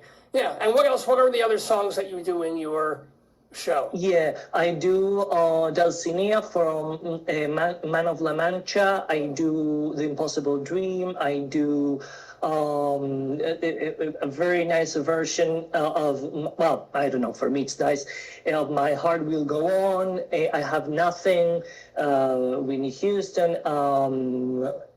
What else? I do Resistiré, that is a Spanish song that is kind of a version of I Will Survive. And you mix all these with readings, as you said, by Jacques Derrida and by who else? What are some of the other? If you want to go to a cabaret and hear some philosophy, you'll hear. Yeah, Derrida, André Compton-Sponville, Émile Cioran, Marx, Nietzsche, Plato. Who else?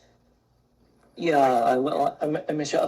There is some Freud there that he's not a philosopher, but there are some. Yeah, we'll let him in. A lot of those people are Jewish. Just I don't know if they were Zionists, but some of them were. Now, now let me ask you also, just because the host of this program, Dave, actually went to Argentina about 30 years ago and met a very well-known actress named Nacha Guevara. Now, did you know her? Was she a teacher of yours or whatever, or what? I worked with her in the last play she did, and I went to Argentina 3 years ago. And so, wait, you said that Dave traveled to Argentina 3 years ago? 30 years ago. Oh, that 30. Okay. 25 to 30 years. Yeah. Okay, yeah. Not 3 years ago. Yeah, she's dead. I think she's not with us anymore, right? Or she? No, not Joyce. No, she's alive. She's 80 something. Oh, yeah, Sorry. No, science. And science. She is the ex-wife of my teacher, of my acting teacher. Oh, yeah. So because of him, and because I worked here in the United States with people that knew her, I get to work with her, and it was an educational experience because she's, more than anything else, she's like a teacher. Although she was acting, she teaches. So yeah. Okay. She's great. So also speaking of acting and doing that kind of thing, I did watch the Mitski video. Mitski is a very popular modern artist and very not avant-garde, but she does her thing, and that's a wild frickin' video that you are in. What was that shoot? If you get to see it, what's the name of the song? I didn't write that down. Where's my phone? What was that again? Where's my phone? Where is my phone? It's shot in this incredible herky-jerky way. And where did they shoot that? They have this amazing house. It looks like somewhere in Eastern Europe. What was that? Yeah, the house was really cool, and it was in New Jersey. Where everything is there. Makes sense. Yeah, and the owner of the house had all. I mean, you didn't even see half of the house because the house inside was pretty cool. They had all these, all ornaments. It was full of them. And for the video, they didn't include even like 5% of that. I mean, they only included 5%, sorry, but not the rest. It was, yeah, pretty cool. And she was very nice. She hung out with a lot of us. So I honestly, I didn't know her, but yeah. Okay.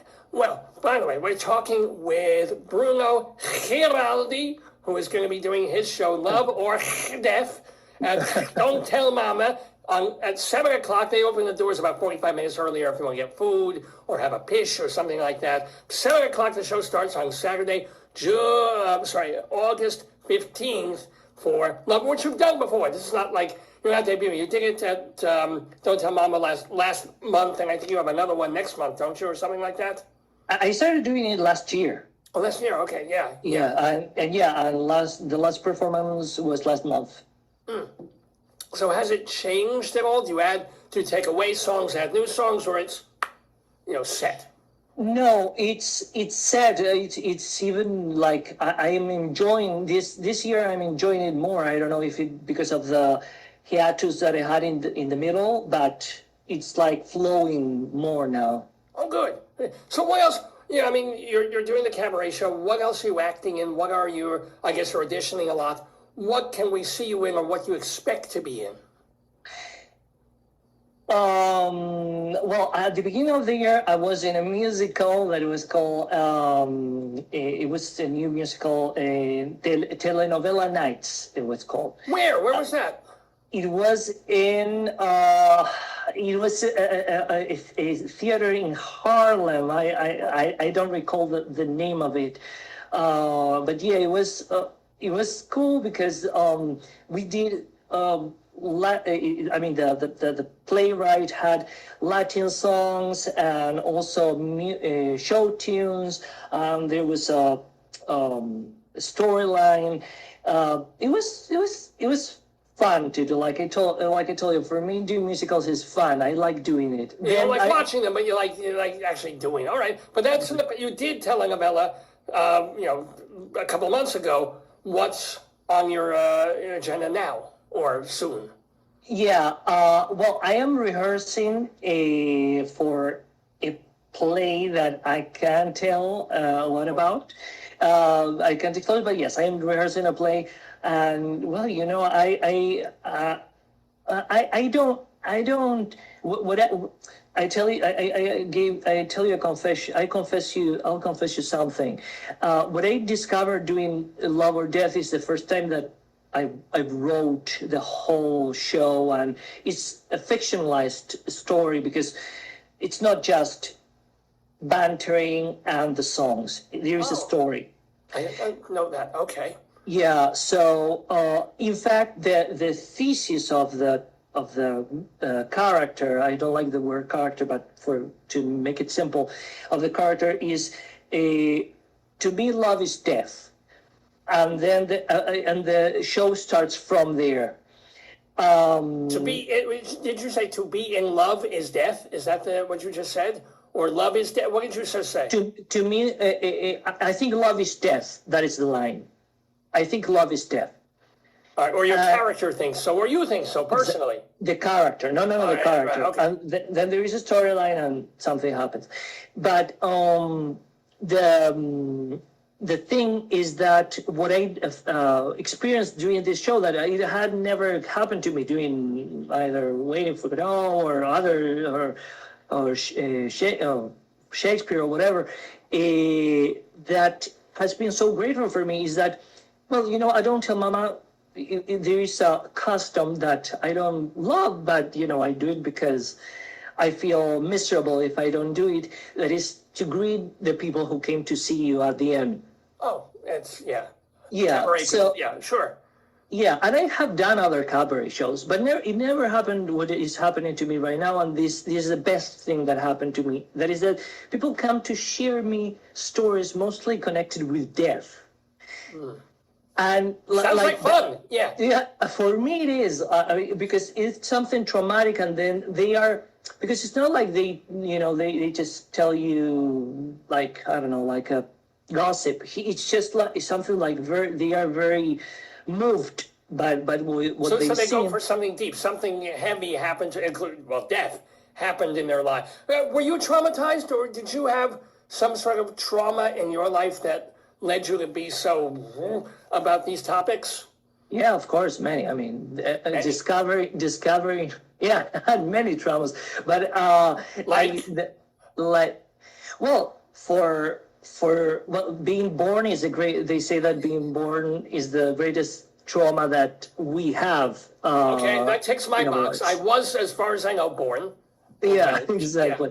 But the discovery of death itself, when you first discover that we are going to die, and our beloved ones are going to die, that's after that there is no going forward. The only thing that suspends, like this is another thinker that I quote in the show, disbelief is love, and this is said by English poet, the one who talked about poetic faith that now I'm not recalling. But he said you have to suspend disbelief for a moment, and the way to do it is by being in love, which is not something easy. Love or death. So if you're dwelling on death, you better go to love, because that's the opposite. It's the only other thing that'll work. So has Exactly. that worked for you to Yes. fend off death? When I was in love was the only moment. Yeah, that was true for me. Absolutely. When you were in, so you're not. Are you currently not? Or are you what? No, I'm not in love. No. right. Unfortunately. Sorry about that. And Yeah. but what other trauma? I'm all for gossip. What other traumas have you experienced? What misery has marked your life, Bruno Giraldi? Well, there is a big one that is the one I cannot tell you about, because it's like the big the climax of the cabaret show. Oh, yeah. I reveal it there. Oh, okay. Yeah, and mostly because of that trauma is that people come to talk to me later and they feel so moved. So, But I don't want to spoil it for the So people who come. your deep, heavy personal trauma you're holding back because you want people to see your show and pay money to hear it. I get it. I get Exactly. it. It's totally. And by the way, the show again is Love or Death. It's a Don't Tell Mama. So how about a minute or two or three with Bruno Giraldi here. So we're just gonna, in a very light, happy, fun way. But actually, let me ask you, because as we have started with, you're Argentinian, but is your lineage? I mean, where are your family, your parents and grandparents from? There is a mixture in Argentina of native Argentinians and Italian. Most of my heritage is Italian. Yeah. Okay, I see. Because I was wondering, with all due respect, I also see Arab and Arabic in you, which could also explain why you are so ferociously anti-Israel. So, No, I don't. Actually, no, none of my relatives are Arabic. I think that I have heard that in general, like in all the Americas, there has been like a mixture of Latinos, natives, Arabic, but I don't have any direct Arabic relative, and I don't even know any Arab in Argentina. Yeah, we are at least in Buenos Aires, where I used to live, most of us are either Italian. Italian heritage. really We are old Germans. Yeah, well, yeah, but You know that there is also a myth, because the many Germans went, but the silly ones, the unimportant ones, went to the south of Argentina, which is true.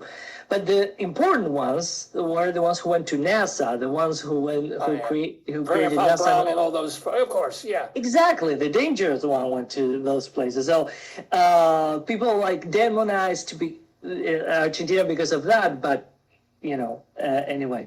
But yeah, no, and I think I used to have one of my paternal grandmother. She was from her German heritage, I think.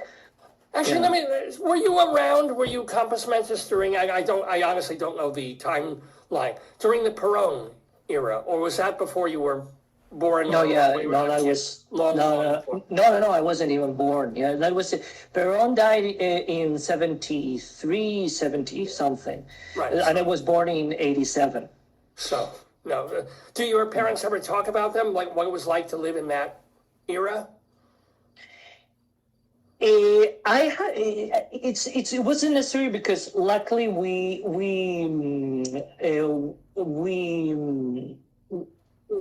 had a government that were the Kirchners not so long ago before this guy Macri, who applied many of the Peronistic or Peronism policies, which are pretty much what Obama did here, like for internal production, national production, domestic production, giving rights, human rights. They legalized what you call LGBTQ. It's not the word, but marriage.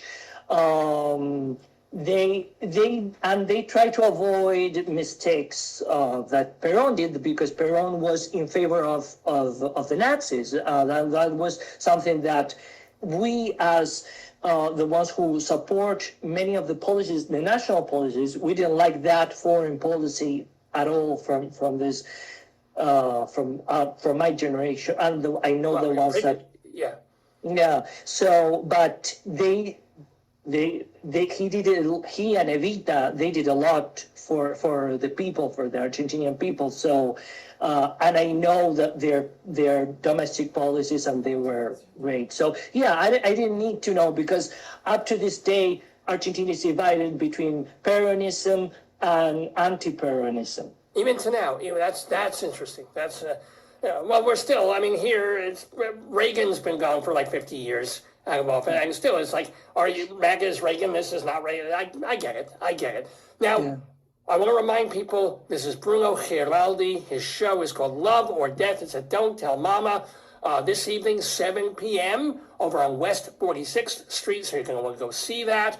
Last question for you, and I'm not, fuck the politics for now. What is like the worst, weirdest show you were ever in, or worst night you ever had on stage or doing a film or something, like the worst? Yeah, the worst. I think I was doing this play called Filippo, and the play was great, and I loved the play. But I had decided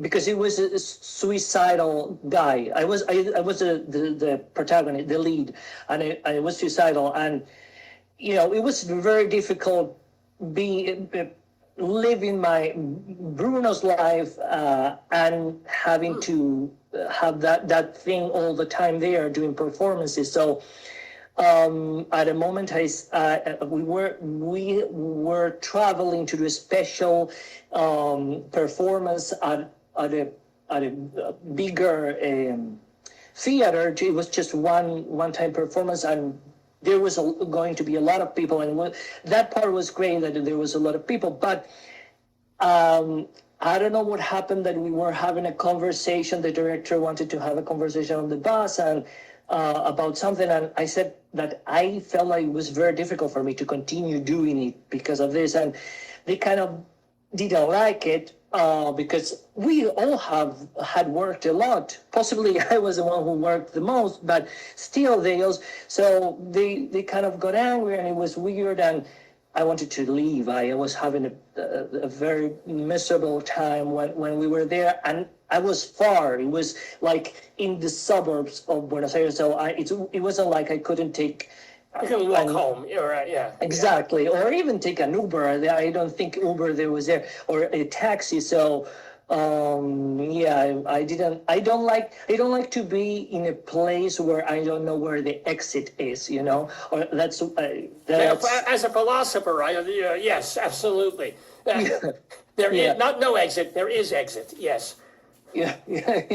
So yeah, that was the the worst time, I guess, the worst experience. That's not such a terrible that other people have had much worse. So that should be the worst that you ever have. We have been talking with Bruno Giraldi. Go see his show, Love or Death. I want to thank you so much for joining us in the Daverhood. I wish I could, yell at you for an hour about Israel, but I'm losing my voice. So just give Israel another thought. I mean, if you're thinking about it, and if there's literally civil wars going on in Sudan, Syria, Yemen, Myanmar, there's problems in Haiti and Congo, and everybody's focused on, Israel and the Palestinians. Maybe you could be the one who said, I think I'll talk about Haiti for a little bit, and leave Israel alone because Jews kind of need a place to go. Just want to tell you that. And I think it is good that you're having conversations with Jewish friends who are and aren't, so you're able to get along without killing each other, which is one thing you can't do in the Middle East. So I'm glad about that. I mean, as you said, you have an open mind. You'll keep an open mind? Yeah, absolutely, and that's why I accepted to do this interview, because, like I tell you, it's not like I have something against. It's something that I think that I have on behalf of, but this is my point of view. Well, we have our points of view. We're far away on that, but we both love theater. We both love cabaret. And kind of like Argentina too. So we do have some stuff in common, and you can find out if you have things in common with Bruno Giraldi by going to Love or Death at Don't Tell Mama on Saturday night. This is tonight, August 15th. Thank you, Bruno, and shalom to you. Shalom, Rabbi.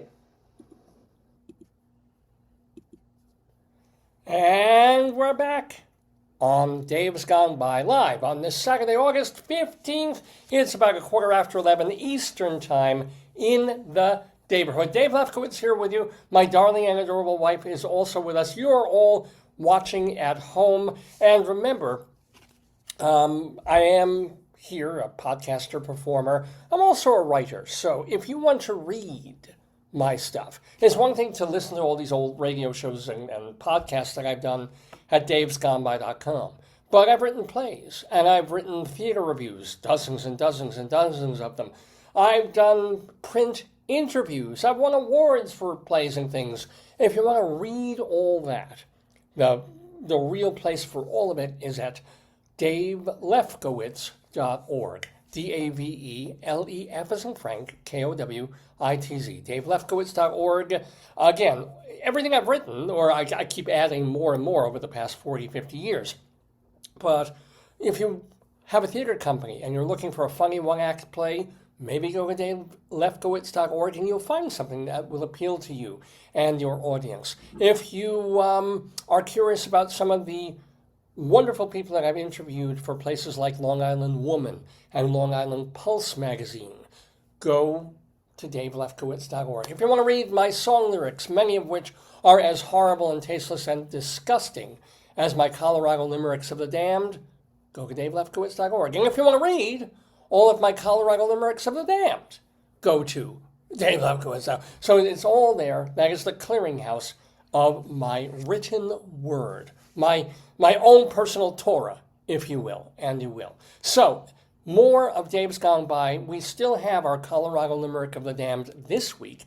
Cow Camp, that's coming up. But before then, ladies and gentlemen, it's time now. I modified this, so I'm hoping it's not going to set off any ASCAP, BMI, copyright alarms.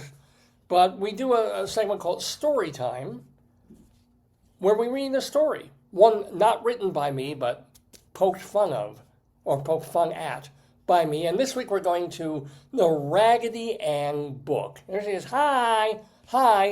And we're calling this now, let's see, I've modified the sound of it. So maybe YouTube and Facebook will let us get away with it. Storytime. Tell me a story, tell me a story, tell me a story. Remember what you said. You promised me you said you would. You gotta give in, so I'll be good. Tell me a story, then I'll go to bed. Yeah! That'll wake your ass up, won't it? Yes, indeed. Trying to fool the algorithms with that. Let's see if it works. Here is, of course, did you have a Raggedy Ann when you were a kid?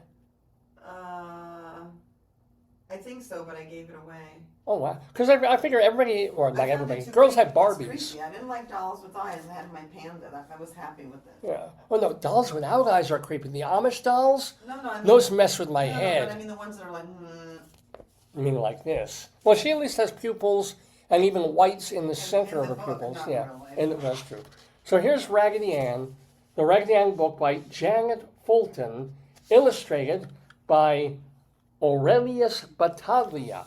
Wow, already there. And here she is.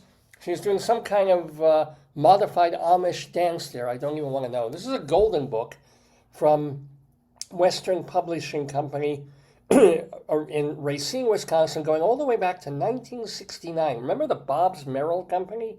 Yeah, all rights are, by the way, wow. I'm reading reserved. a thing about immunity, to build immunity, and it's like tea, oats, yogurt. Oh, well, good. Tea Okay. has Well, honey, they say. Honey is the most immune. theanine, boosting amino acid. Black and green tea have it. Well, I mean no harm. I mean no acid. Raggedy Ann is a happy doll with shoe button eyes. Now, I don't get it. To me, they say she's happy. I think she's at the end of her rope. There's a little pun there. Raggedy Andy is her brother. Now, okay, I get genderqueer, all of this, but she has rosy cheeks, red lips. Why is he wearing more makeup than she is? What is? And he's not even at a thing where he would know what gender or sex he wants to be. He's just, what is up with this? This is freaky and scary, even though they do have normalish eyes. Not to mention, who seems like I guess it's like the cabaret.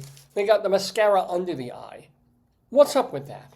They got the eye things pointing down with no lashes. You're scary, you're scary, honey. I'm sorry. Yeah. You know who's going to get jealous? Oh, you mean potato? Oh, I don't have a potato here. It's okay. Well, yeah, maybe we bring a potato. Yeah. No, now compare this. Compare the horror that is this. Get one that's kind of freaky. Oh, you're not going to be able to reach up there. Oh, you can do it. Wow. Oh, it's so nice to be tall. I'm not tall. I'm shrinking. I was tall. Now this is a toy. This, I don't know what the hell this is, but this is a beautiful thing. Look at the eyes on Potato, right? No makeup necessary, just the wave.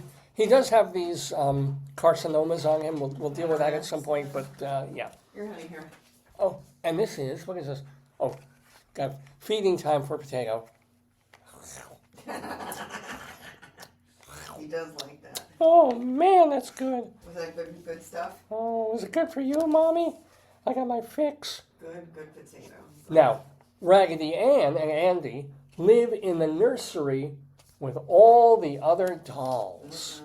This is what dolls used to look like They are 60 years ago. Yeah, Creepy as heck. I know, right? I'm sorry. Here you have the Injun, back when they were still called Indians and killing, the bad white man. This is, I don't know what that... This is a guy, there's his leg. He's almost kicking the Indian in the balls there and doing some sort of frolic, kilted frolic dance, like a Morris dance or something. Then I don't even want to know. Don't even want to know. Here we go. The beautiful French doll is Raggedy Ann's special friend. Yeah. Let's start him young. It's like they're going to experiment in college, and it's going to be more than makeup. Raggedy Ann is supposed to be like poor Raggedy, the word Raggedy. Well, but her special friend is obviously, she's good. She's aspirational. She has rich friends. She's has social mobility. Because if she's just playing with other poor kids, she'll get That's true. nothing. She's trying to, yeah. But she makes a rich friend. She gets to eat well and all that stuff. So that's going on. And plus, again, we're talking about what? A 6-year-old girl putting makeup on like a whore? Mm-hmm. What is up with this book? It's not scary. And this is just, all sorts of wrong. Uncle Clem. Here's old Uncle Clem. He's a Scottish doll, and he's Raggedy Andy's special friend. Let's look up Uncle Clem's kilt, because I know Raggedy Andy has. Gee, Is that a stick that makes you move? In a way. And then this is the worst. This is the reason I'm actually doing this today. This is for real. Henny, the Dutch doll, says, Mama, when he bends over. Why is there a gun over him? Oh, well. What's going on? Yeah, old Henny's going to get in a very special place when he says Mama. Yeah, bend over. Yeah. Go, that's it, Henny. Somebody's going to peg you momentarily. Well, I had him pegged. And then, of course, the tin soldier drills every day. I think it's Henny who's about to get drilled. Let's see what's next in this book of horrors. The dolls are getting ready for a tea party on the lawn. I never had a tea party. I would have liked to have one with my doll. Okay. Well, so here the Indians bring cookies. I can't see There's it. smallpox cookies that were given to him by the white folk. I don't know what's going on with him. He's got his belt. Maybe he's dressing up. They're cleaning their boots. And he pulled the pants off Henny is what he did right there. Now, yeah, he's cleaning his boots. This guy's fluffing his very metrosexual hair. It's all sorts of wrong. And then, of course, these are the guys getting prepared, and the women are in the kitchen because it's 1969. So the women, they're just preparing the food. Raggedy Ann makes the tea sandwiches and the cookies. Although, the Indians bring, if those aren't cookies, what does the They look like Indian bring? macaroon. Is it macaroon? Macaroons or maybe toppings for a Christmas tree? I think it's macaroon, probably. I have no idea. At a tea party, you'd have macaroon. Oh, so maybe, but then why have macaroons if they're making sandwiches and cookies? I guess those are more cookies? Or something. And remember when macaroons were called macaroons and not macarons? And they were still disgusting? Here we go. Now, this is a conversation I'd like to sit in on. You got an American soldier, you have a Native American, and then you have the whore. What could they possibly be talking? He's talking about something, and the squirrel's about to shit on all of them, which is really, I think, about as appropriate as you can get. What, oh friends, what a lovely party being crashed by a bird there, little, even smaller child, and there's old Uncle Clem. Yeah, Uncle Clem, he's smiling. He's stuffing a cookie in his mouth. I think Henny in his mouth earlier. And then whatever the fuck is going on. Look what's going on here. Oh my God! Watch Is this. he trying to behead her? No, it's It's croquet. I know they're supposed to be playing croquet. I get Why does she this. have her foot in the thing and what? And what? He's got an axe, right? Look, but look at it. What's going on with him? He's special. He's trying to see up his own asshole. No, he's, when you look, I don't know. I don't know. He's trying to do this, which is, I'm sure something Hemi taught him. Now you got this guy who's going to bash his own kneecap in with a hammer. He's going to bash Raggedy Ann on the head. By the way, please notice, she has her foot through the croquet hoop. I'm not making this up. She has her foot through the croquet hoop. Maybe that's how you cheat. Yeah, and they're all, they should just get the whore to teach them how to play with balls, quite honestly. Oh, and afterward,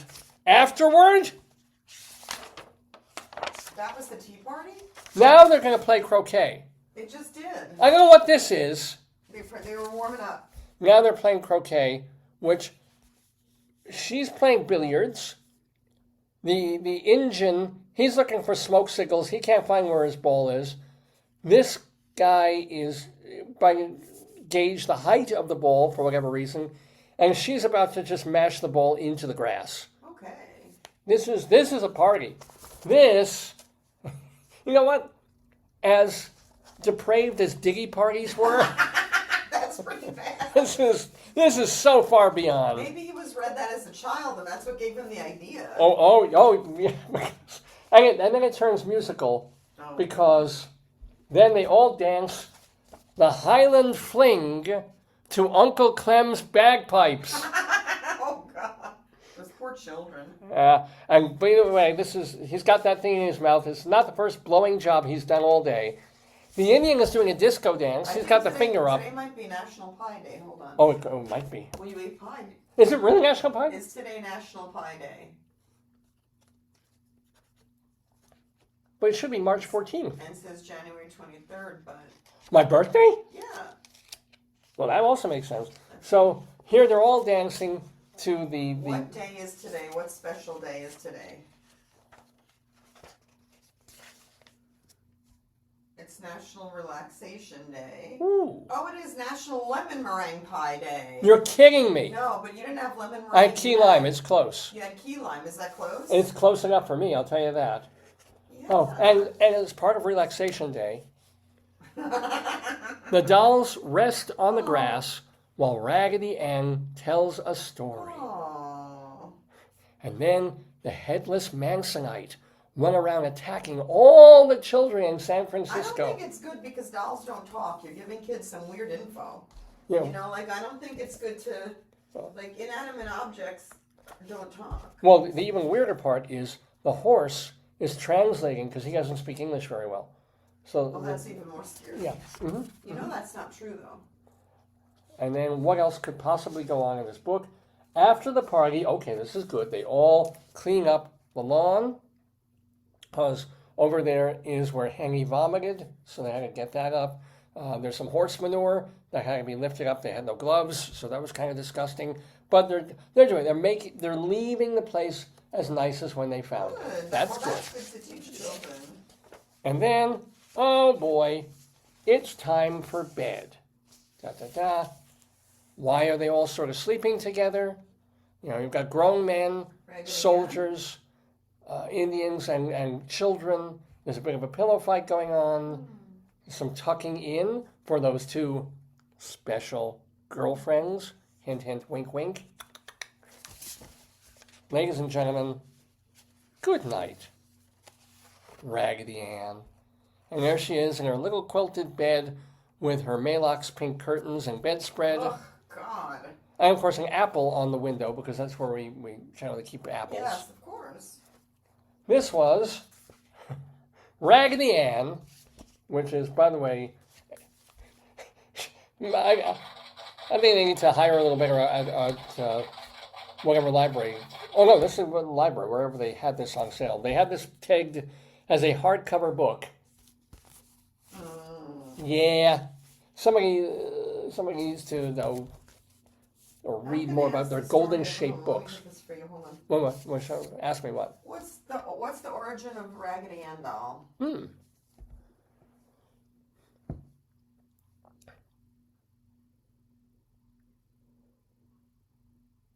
Who devised it? Well, I wouldn't be surprised if it was Amish or 1800s pre-manufacturing dolls. Oh no, I'm wrong. 1915, pretty late. American cartoonist Johnny Gruelle. And he based it on an old faceless handmade rag doll from his parents' attic. He put a face on it for his daughter and named it by combining names from two James Whitcomb Riley poems. I don't know them yet. Well, only slightly more interesting than this actual book, the Raggedy Ann book, which we just finished reading by Janet Fulton and illustrated by Aurelius Battaglia. Wave goodbye, Raggedy Ann. Bye, Raggedy Ann. Yeah, you know, when I eat ketchup that isn't properly made in the factory, I get a raggedy anus. Ah! That's funny, Potato. Good job, Potato. And that, ladies and gentlemen, is story time for this Saturday morning, August 15th, 2026, here on the Dave's Gone By Facebook, your podcast, your programmio, and Spotify-eo, Spotify of the stream. It is a little after 11:30 in the morning. So great to have you here. We have our Colorado Limerick of the Damned coming up, and also our friends of the Daverhood. But, honey, are you there? 1 second. Oh, because another item on the agenda today is, and if you don't enjoy bad taste, if you don't like sick humor, you might want to go away for a couple of minutes, because here's a segment that we bring out every few weeks when something terrible happens in the news. And it's way too soon and way too mean to make jokes about. And yet, in a mean way, we make jokes about it. So, if you heard about this about a week ago, there's a guy named Perez Hilton. Well, you know what? Let me play the introductory music. Hopefully, we'll get away with the copyright on this. But it's called My Sick Mind, because these are sick jokes that I should not be making. We should not be laughing at. Shame, shame, shame on us. My sick, my sick, my sick, my sick, my sick mind. Well, talk about bad taste. My sick, my sick, my sick, my sick, my sick mind. You sick little monkey.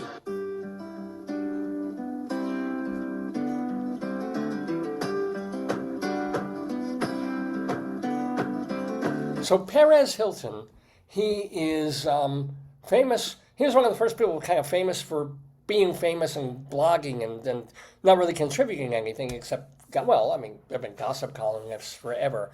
But he's the first gossip kind of blogger, videographer fella. He graduated from my alma mater, NYU. And really, at first he started trying to be an actor. And then he did a lot of editorial work and writing for some gay magazines. Perez Hilton. And that in the early 2000s, he stopped working for the gay magazines and realized he could make a better living and was more interested in blogging. So he hobnobs with celebrities, and he writes good things about the celebrities he knows well and is friends with, and trashes a lot of the others. And one of the things that he is known for, and why some people are rooting for his downfall, is that he's known for outing celebrities. People who are in the closet who want to come out on the closet on their own terms. Perez Hilton doesn't always let them do that. He does it for them. But anywho, he does have 3 children via a surrogate, and he's also done a lot of TV series and guest shots and survivory, big brothery kinds of things too. Well, on August 4th, Perez Hilton live streamed on TikTok, the TikTok platform, where he was basically having a mental breakdown, and a suicidal one. He came on TikTok already covered in blood, and then he just was using some kind of knife, dagger, scimitar implement to slice up his arms and torso too. And they carried this for like half an hour live on TikTok. They stopped the stream, they got him some freaking help, brought him to a hospital where he was in serious condition but treated for self-harm. He's getting better. He's getting over all these injuries. And presumably he's getting, what has it been? He's getting some psychological and mental help too. So that's the backstory. If you haven't heard about Perez Hilton and what's been going on, this is where he's at and what's been happening with him. So let me just do this because...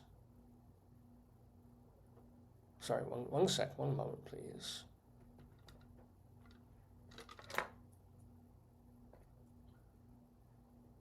Okay, alrighty. Now, my sick mind means that I do try, sometimes, I do tend to wallow in other people's misery and make jokes about it because that's how you get through life. You joke about your own misery, your own problems. You joke about other people's problems. It gets you through the frickin' day. So to get us through this show, here are some jokes. And I do have a bunch of sound effect implements to help us with my sick mind.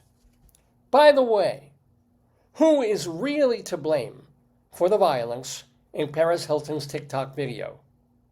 The director. He kept yelling, "Cut!" Yeah, they're kind of like that. Why should Perez Hilton take up tennis? Well, he has a wicked slice. What's Perez Hilton's favorite kind of knife? A gay blade. Why does Perez Hilton find it so hard to compromise? Well, he has too many sticking points. Is Perez Hilton a joker? A jokester? Same thing. Is Perez Hilton a jokester? Nah, he just likes to cut up. That's a good one. I'm going to keep this one. By the way, why isn't Perez Hilton religious? Well, he's already holy. Did Perez Hilton get famous all over again? Nah, but he took a stab. Which barbershop does Perez Hilton resemble? Supercuts. Yes, ladies and gentlemen. Which presidential candidate does Perez Hilton most resemble? Gore. We have a couple more of these. Yes, indeed. Which pop star does Perez Hilton most resemble? Spears. Get it. Oh, by the way, which cooking show should Perez Hilton be a guest on? Chopped. This is the best one there. And which movie should Perez Hilton have starred in? There Will Be Blood.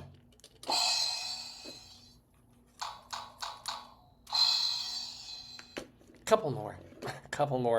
By the way, how does Perez Hilton's body resemble Queers for Palestine? Well, it's full of nasty pricks. What is Perez Hilton's best boxing move? I love this one. Right jab, left jab, right jab, left jab. What is the difference between Perez Hilton and WikiLeaks? Well, when WikiLeaks, careers get ruined. When Perez leaks, the carpet gets ruined. And finally, as David Letterman would say, and not a moment too soon, our final My Sick Mind Perez Hilton joke. Does Perez Hilton have an athletic body? Well, not before, but now he's ripped. Ladies and gentlemen,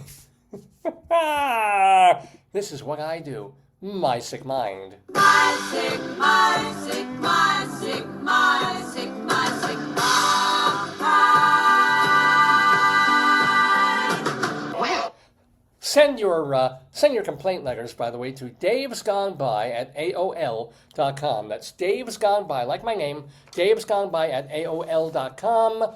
I try and read every piece of email that comes in. I'll sometimes even respond. Plus, if you write on our Facebook page or direct message me there, it's great to hear from you. Whether it's positive, of course if it's positive, even if it's negative or just an emoticon, I love to get the feedback from the hundreds and hundreds of people who actually do tolerate this program. Dave's Gone By at AOL.com. Remember that we also have a Twitter feed, an X feed, Radio Dave 2, Radio Dave the number 2, and we're on Blue Sky, and we're on Instagram. What is our Instagram tag?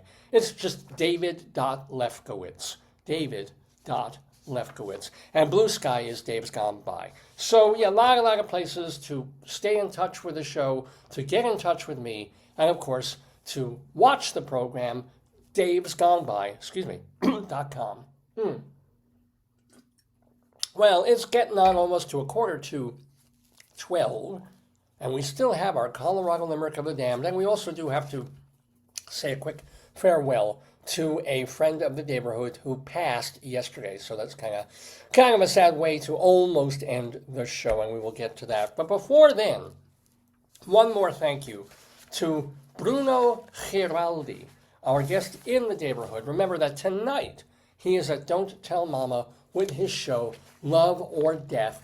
Get your tickets. It's at 7 o'clock. Don't Tell Mama is on beautiful West 46th Street between, I think, 8th and 9th Avenue, or maybe just off 9th Avenue. If you want to hear philosophy and hear him sing popular tunes and tunes from the Great American Songbook, that's the place to go for Bruno Giraldi. And again, thanks to him for being a good sport, talking to Rabbi Sol. Thanks to Rabbi Sol for being an even better sport.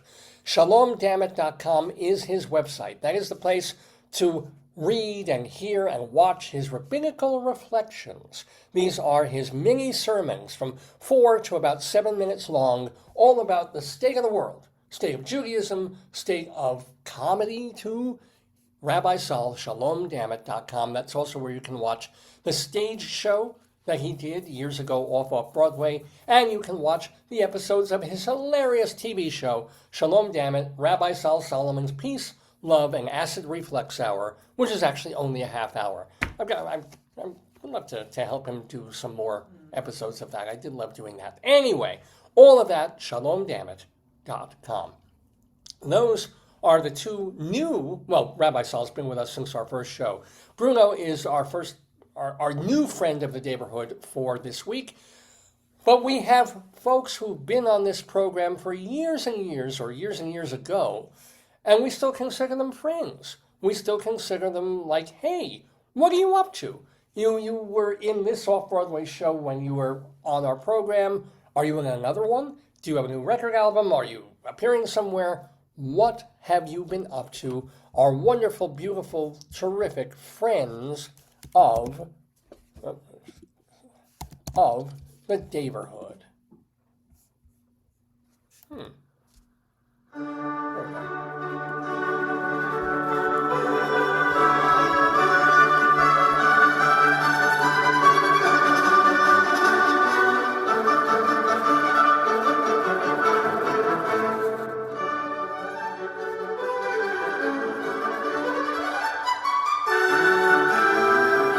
So, the friends of the Daverhood, people who have been on this program in previous years. For example, let's take a look. I should have gotten this out before.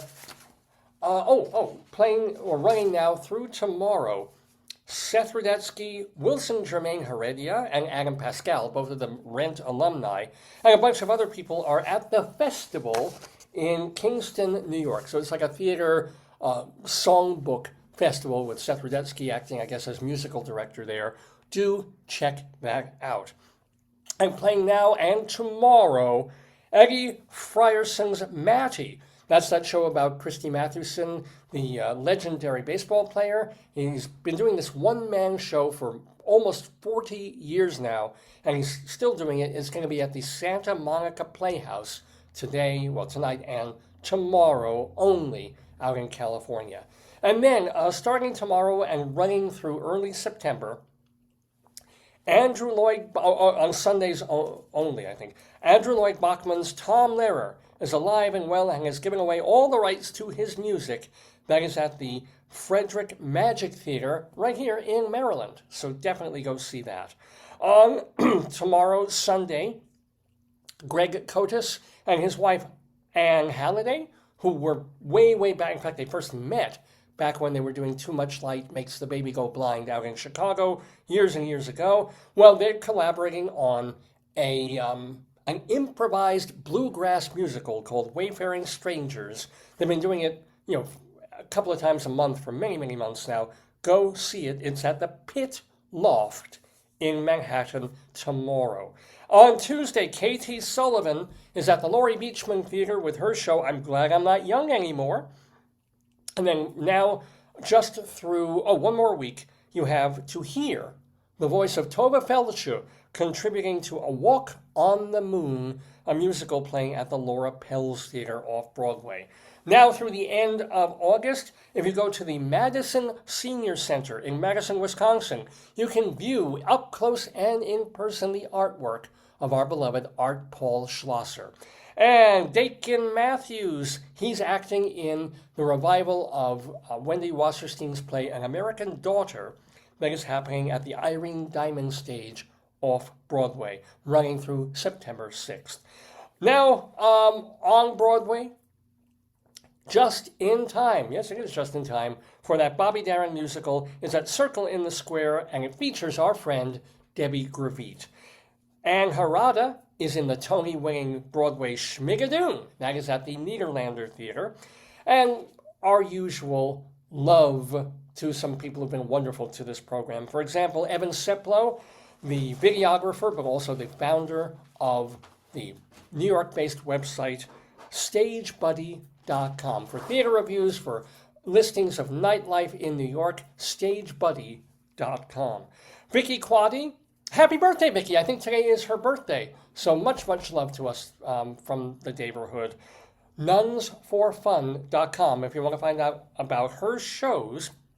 For example, Night Catechism that she co-created, and also her other shows like Are You Smarter Than Your 8th Grade Nun?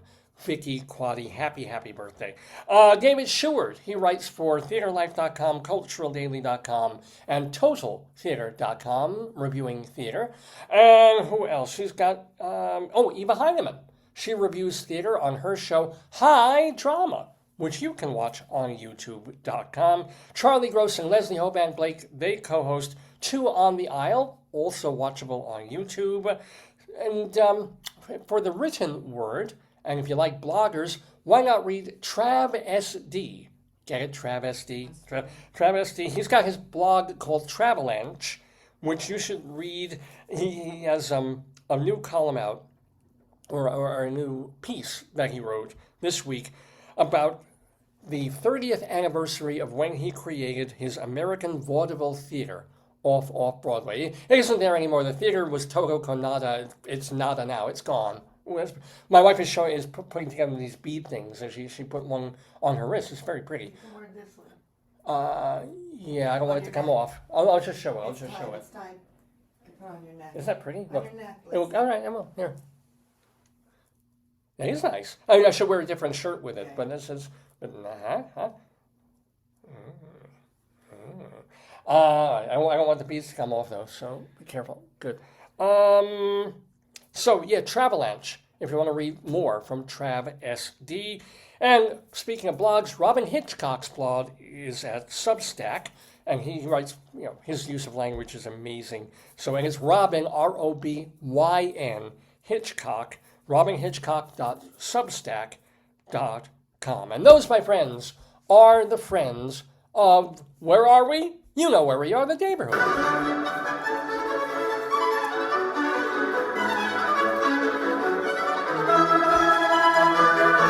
All right, ladies and gentlemen, it's about 10 to 12 Eastern Time. I'm Dave Lefkowitz for Watching Dave's Gone By, and we're going to put it off a little bit longer. We do have our Colorado Limerick of the Damned to do, where we're going to Cow Camp, Colorado. It's a real place, Cow Camp. But before then, a little bit of bad, sad news to give to you. I just got a text yesterday, not a text, a message on my Facebook feed that Richie Goldklang, who was on this program back in 2001, I believe it is. Richie passed away. So, yeah, I heard from his niece actually saying that being on the show meant a lot to him. It was really nice. Did you post his thing? I didn't look. Yeah. So Richie, when he was still basically a kid, he was in a band called the Third Bardo, which didn't really go anywhere, but they had a song called I'm 5 Years Ahead of My Time, which remains like a garage band class. It was on like the Nuggets kind of collection that Lenny Kaye was doing. People enjoyed the... So it's a seminal tune, and he was on that. He was in this band, the Third Bardo. And then he moved on and had a real life and became a real techie guy, put together people's computers. I think he put together one of my early computers back in like the 1990s and stuff, the hard drive and this and that. I do remember that. Yeah, nice fella, and he was on our show. I think he was on twice because he also joined us on our New Year's show at the end of 2021. So yeah, if you want to go back on davesgoneby.com and watch our fun conversation with Richard Goldklang, Goldklang,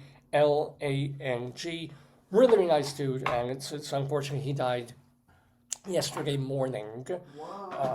So yeah, and then it's also worth waiting for that if you go watch the interview with him, he was supposed to be on the show earlier in the year, back that year, just kind of post-COVID, and then we had it all set up, and he said, "No, Dave, I can't really do this. I've just undergone major dental work, major sinus dental surgery." I feel for him. And he says, "I'm in no condition. And he sent, to prove it, to prove that he wasn't lying to me, yeah. I mean, just blowing me off or whatever, as Uncle Clem did in the Raggedy Ann book. He sent a picture of himself post-dental surgery. And we show that picture on the... I have never... It's one of the most horrifying things I've ever seen. You have black eyes? Yeah. The black and purple is like down to here. Yes. His hair is everywhere. Well, I think he might have had an implant. I don't know what he had. Oh, I don't know what but he that's had. Something serious. But it's one of like the most funny, scary pictures I've ever seen. I can't believe he recovered from that. Of another- That was well, horrific. The body does, the human does. And this is already 5 years ago. And so I hope he had 5 more really, really good years on this planet. And thank you again to Richie's niece. I think her name was Susie. Forgive me if I'm getting that wrong. And to everyone in the Goldklang family.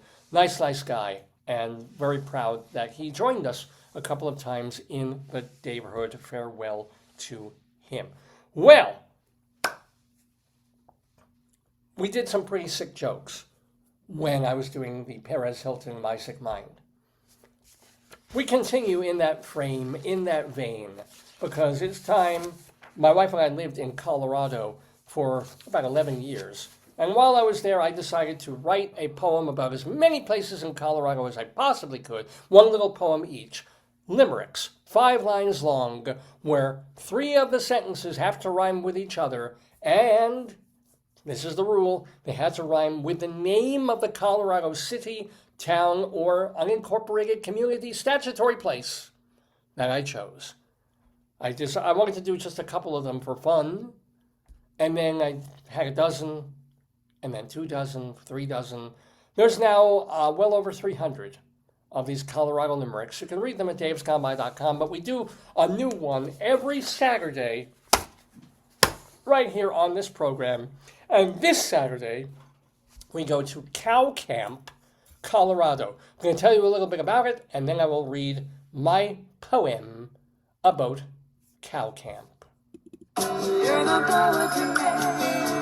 A limerick is a comic verse of 5 lines, in which lines 1, 2, and 5 will end with words that rhyme, and likewise verses 3 and 4 also end with words that rhyme. So this is a limerick. Rocky Mountain. So let me tell you a little bit about Cow Camp, Colorado. This is a backcountry, as you guessed by the name, homestead between Loveland and Estes Park. So it's about 960 acres of foothills, forests, and meadows. Back in the 16 to 1800s, it was home to the Ute and the Arapaho Indians, or Native Americans, or what they call First Nations, whatever the word is. Then Lena Small, a widow with a small child, ended up homesteading there and raised cattle. From the 1910s to the 1940s, other families came in. A guy named Friend Neville, that's his name, Friend Neville, bought Lena Small's land, turned it into a ranch and built some buildings, some of which are still there. And in 2021, this is kind of neat, the whole thing was donated to the Hart J Center for Mental Health and Ecological Stewardship. So it's kind of like this Nice. 4-H-y thing to help people with, kids with That's mental lovely. problems, but That's also lovely. show them how to keep the land nice It's and probably plant preserved, trees. So you can't build on it probably. Now, note, there seems to be another cow camp near Crested Butte, and that's got a 17-acre homestead resort home on it. So I don't even, some of these things, it's like hard to whatever. So there may be a dual cow campi, but I'm going to go with the nice one that's donated to Hart J Center for Mental Health. Although, anybody, if you're listening from Cow Camp, this will definitely bring you on a suicidal mission. Just hearing these poems are Colorado limericks of the damned. So, without further ado or a don't, I have my poem ready. And this one is, this one's not very nice. Are you ready, dear? There is a vain hooker in Cow Camp who fancies herself a highbrow tramp. She says, "You may place your cum on my face, but don't get my hair or my brow damp."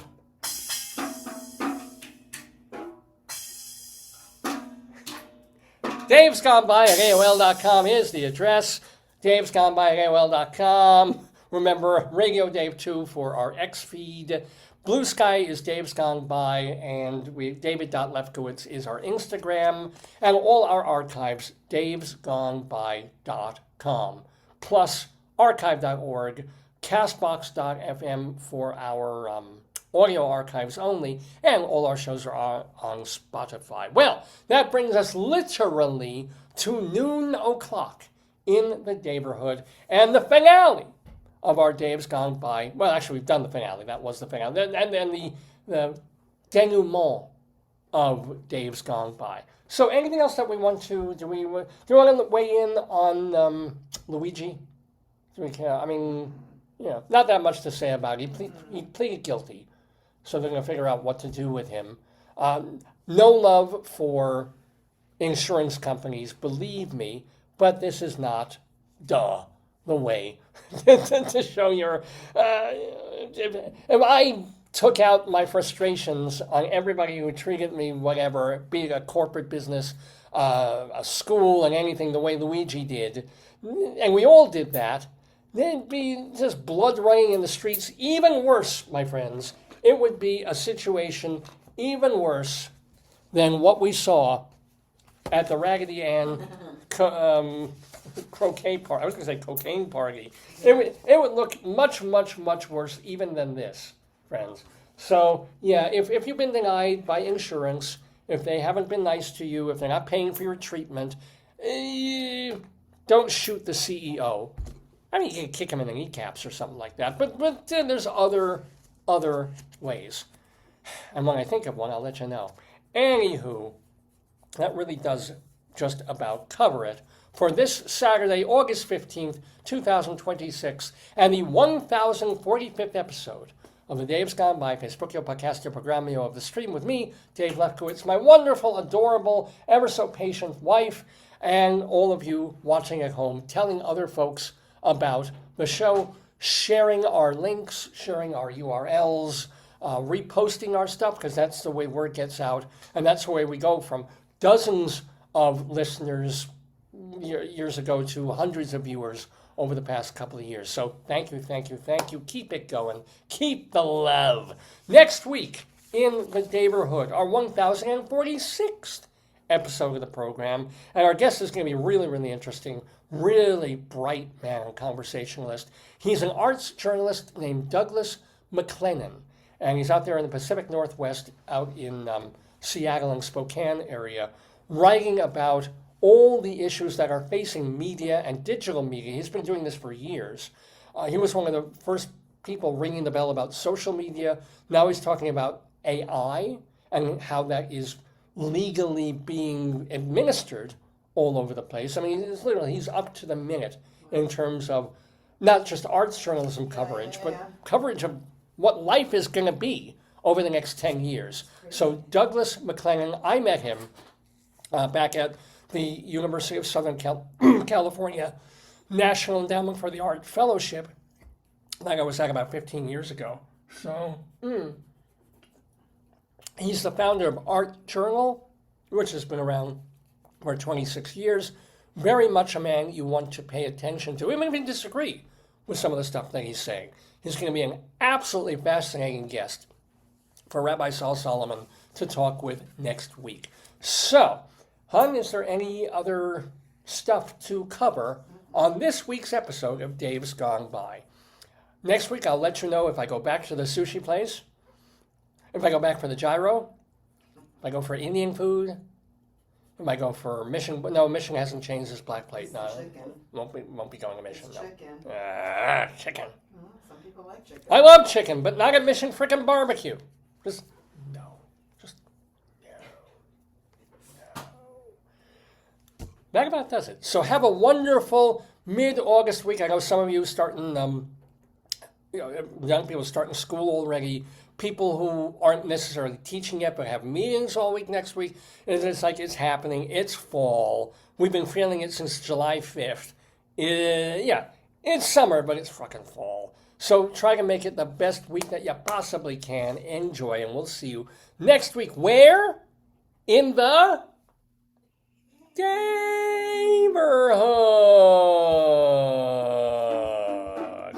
Days gone by. Days gone by. Days gone by. So, ladies and gentlemen, just keep this in mind all week long. Here he is.